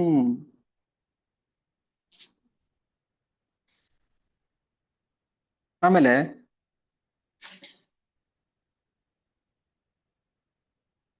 ಈಗ ಸೃಷ್ಟಿ ಸ್ಥಿತಿ ಲಯ ಅಂತ ಹೇಳಿದ್ವಿ. ಸೃಷ್ಟಿ ಸ್ಥಿತಿ ಲಯ ಮಾಡೋದು ಕೂಡ ವಿಷ್ಣು ಅಲ್ಲ, ವಿಷ್ಣುವಿನ ಪತ್ನಿ ಪ್ರಕೃತಿ, ಸ್ತ್ರೀ. ಸೊ ಸ್ತ್ರೀ ರೂಪದಲ್ಲಿ ಸೃಷ್ಟಿ ಸ್ಥಿತಿ ಮಾಡುವುದು. ನೋಡಿ, ದುರ್ಗೆ ಸೃಷ್ಟಿ ಸ್ಥಿತಿ ಲಯ ಕರುತ್ತೆ. ಮತ್ತೆ ಬ್ರಹ್ಮ ವಿಷ್ಣು ಮಹೇಶ್ವರ ಬ್ರಹ್ಮ ವಿಷ್ಣು ಮಹೇಶ್ವರರು ಕೂಡ ಅವರ ಅಧೀನದಲ್ಲೇ ಮಾಡ್ಬೇಕು. ವಿಷ್ಣು ಮಾಯ ಅಧೀನ ಅಲ್ಲ, ವಿಷ್ಣು ಯಾವ ಮಾಯ ಅಧೀನ ಅಲ್ಲ. ಸೊ ಮಾಯೆಯ ನಿರ್ದೇಶನದ ಮೇಲೆಗೆ ಸೃಷ್ಟಿ ಸ್ಥಿತಿ ಪ್ರಳಯ ಆಗುತ್ತೆ. ಸೊ ಸಂದರ್ಭ ಬಂದಾಗ ಕೃಷ್ಣನೇ ವಿಷ್ಣು ಆಗಿ ಸ್ವಯಂ ಕೃಷ್ಣನಾಗಿ ಬಲರಾಮನಾಗಿ ಭೌತಿಕ ಜಗತ್ತಿಗೆ ಬರ್ತಾನೆ. ಸೊ ಅವನಿಗೆ ಯಾವ ಮಾಯೆ ಅಧೀನ ಇಲ್ಲ. ಆದ್ರೆ ಪ್ರಕೃತಿ ಸೃಷ್ಟಿ ಸ್ಥಿತಿ ಮತ್ತೆ ಲಯದ ಮೂಲ ಕರ್ತೆ, ಮೂಲ ಯಜಮಾನಿ. ಸೃಷ್ಟಿ ಸ್ಥಿತಿ ಪ್ರಳಯ ಸಾಧನ ಶಕ್ತಿ ರೇಖಾ ಛಾಯೆ ವಯಸ್ಯ ಭುವನಾನಿ ಬಿವರ್ತಿ ದುರ್ಗಾ. ದುರ್ಗೆ ಈ ಐಹಿಕ ಅಸ್ತಿತ್ವದ ಯಜಮಾನಿ. ಸೊ ನಾವು ಈ ಐಹಿಕ ಜಗತ್ತಿಗೆ ಸೇರಿದವರಲ್ಲ ಅಲ್ವಾ. ಸೊ ಹಾಗಾಗಿ ನಾವು ಕೃಷ್ಣನ ಹಿಡ್ಕೋಬೇಕು ನೇರವಾಗಿ. ಅದಕ್ಕೋಸ್ಕರ ಕೃಷ್ಣ ದೇವತಮ ಪರಮ ಪುರುಷ. ನಾವೇನಾದ್ರೆ ಐಹಿಕ ಜಗತ್ತಿಗೆ ಸೇರಿದವರ, ನಮ್ ದೇಹ ಸೇರಿದ್ದು, ದೇಹ ಅನುಭವಿಸ್ಲಿಕ್ಕೆ ಬಿಡಿವಿ, ಕರ್ಮ ಏನ್ ಮಾಡಿತ್ತು ಅದಕ್ಕೆ ತಕ್ಕ ಹಾಗೆ ಸುಖ ದುಃಖ ನೋವು ನಲಿವು. ಜೀವಿ ಯಾವಾಗ ನಾನು ಬದ್ಧ ಅಂತ ಭಾವಿಸ್ತಾನೆ ಅವಾಗ ಜೀವಿನೂ ದುಃಖ ಪಡ್ತಾನೆ. ನಾನು ದೇಹಕ್ಕೆ ಅತೀತ ಅಂತ ಯಾವಾಗ ಅವನಿಗೆ ಗೊತ್ತಾಗುತ್ತೆ, ಸಾಕ್ಷಾತ್ಕಾರ ಆಗುತ್ತೋ, ಆಗ ದೇಹದ ಬಗ್ಗೆ ಅವನಿಗೆ ಗಮನ ಇಲ್ಲ, ಸುಖ ದುಃಖದ ಕಡೆ ಗಮನ ಇಲ್ಲ, ಅಲೌಕಿಕ ಆನಂದದಲ್ಲಿ ಮುಳುಗಿರ್ತಾನೆ. ನಾವು ಭಗವಂತನ ಅಂಶ ಆಗಿದ್ರಿಂದ, ನಾವು ಆಧ್ಯಾತ್ಮಿಕ ಜಗತ್ತಿಗೆ ಸೇರಿದವರಾಗಿದ್ರಿಂದ ಈ ಭೌತಿಕ ಜಗತ್ತಿನ ಗೋಜಲು ಜೀವಾತ್ಮನಿಗೆ ಬೇಡ ತಾನೆ. ಮತ್ತೆ ಕೃಷ್ಣ ಭಕ್ತಿ ಮಾಡಬೇಕು,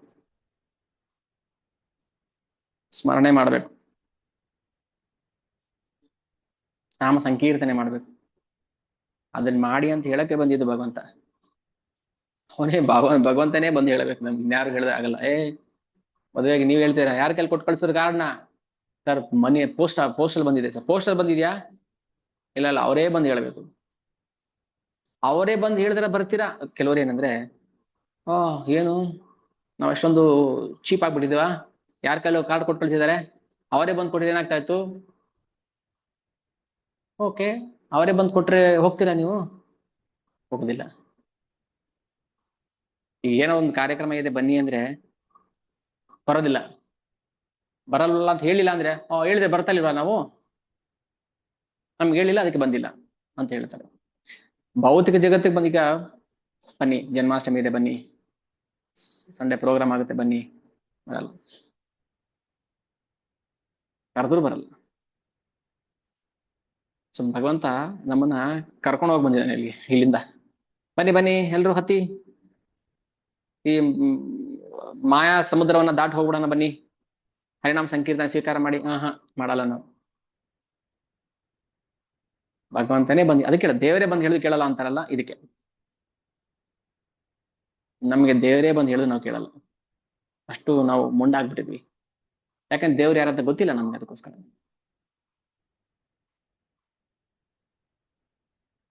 ಈಗ ನಮ್ಗೆ ಸ್ವಲ್ಪ ಸ್ವಲ್ಪ ಅರ್ಥ ಆಗ್ತಾ ಇದೆ. ಎಲ್ಲಿ ಹೇಳ್ತಾರೆ, ಆದ್ಯಾವತಾರ ಮಹಾಪುರುಷ ಭಗವಾನ್, ಸರ್ವ ಅವತಾರ ಬೀಜ ಸರ್ವಾಶಯ ಧಾಮ.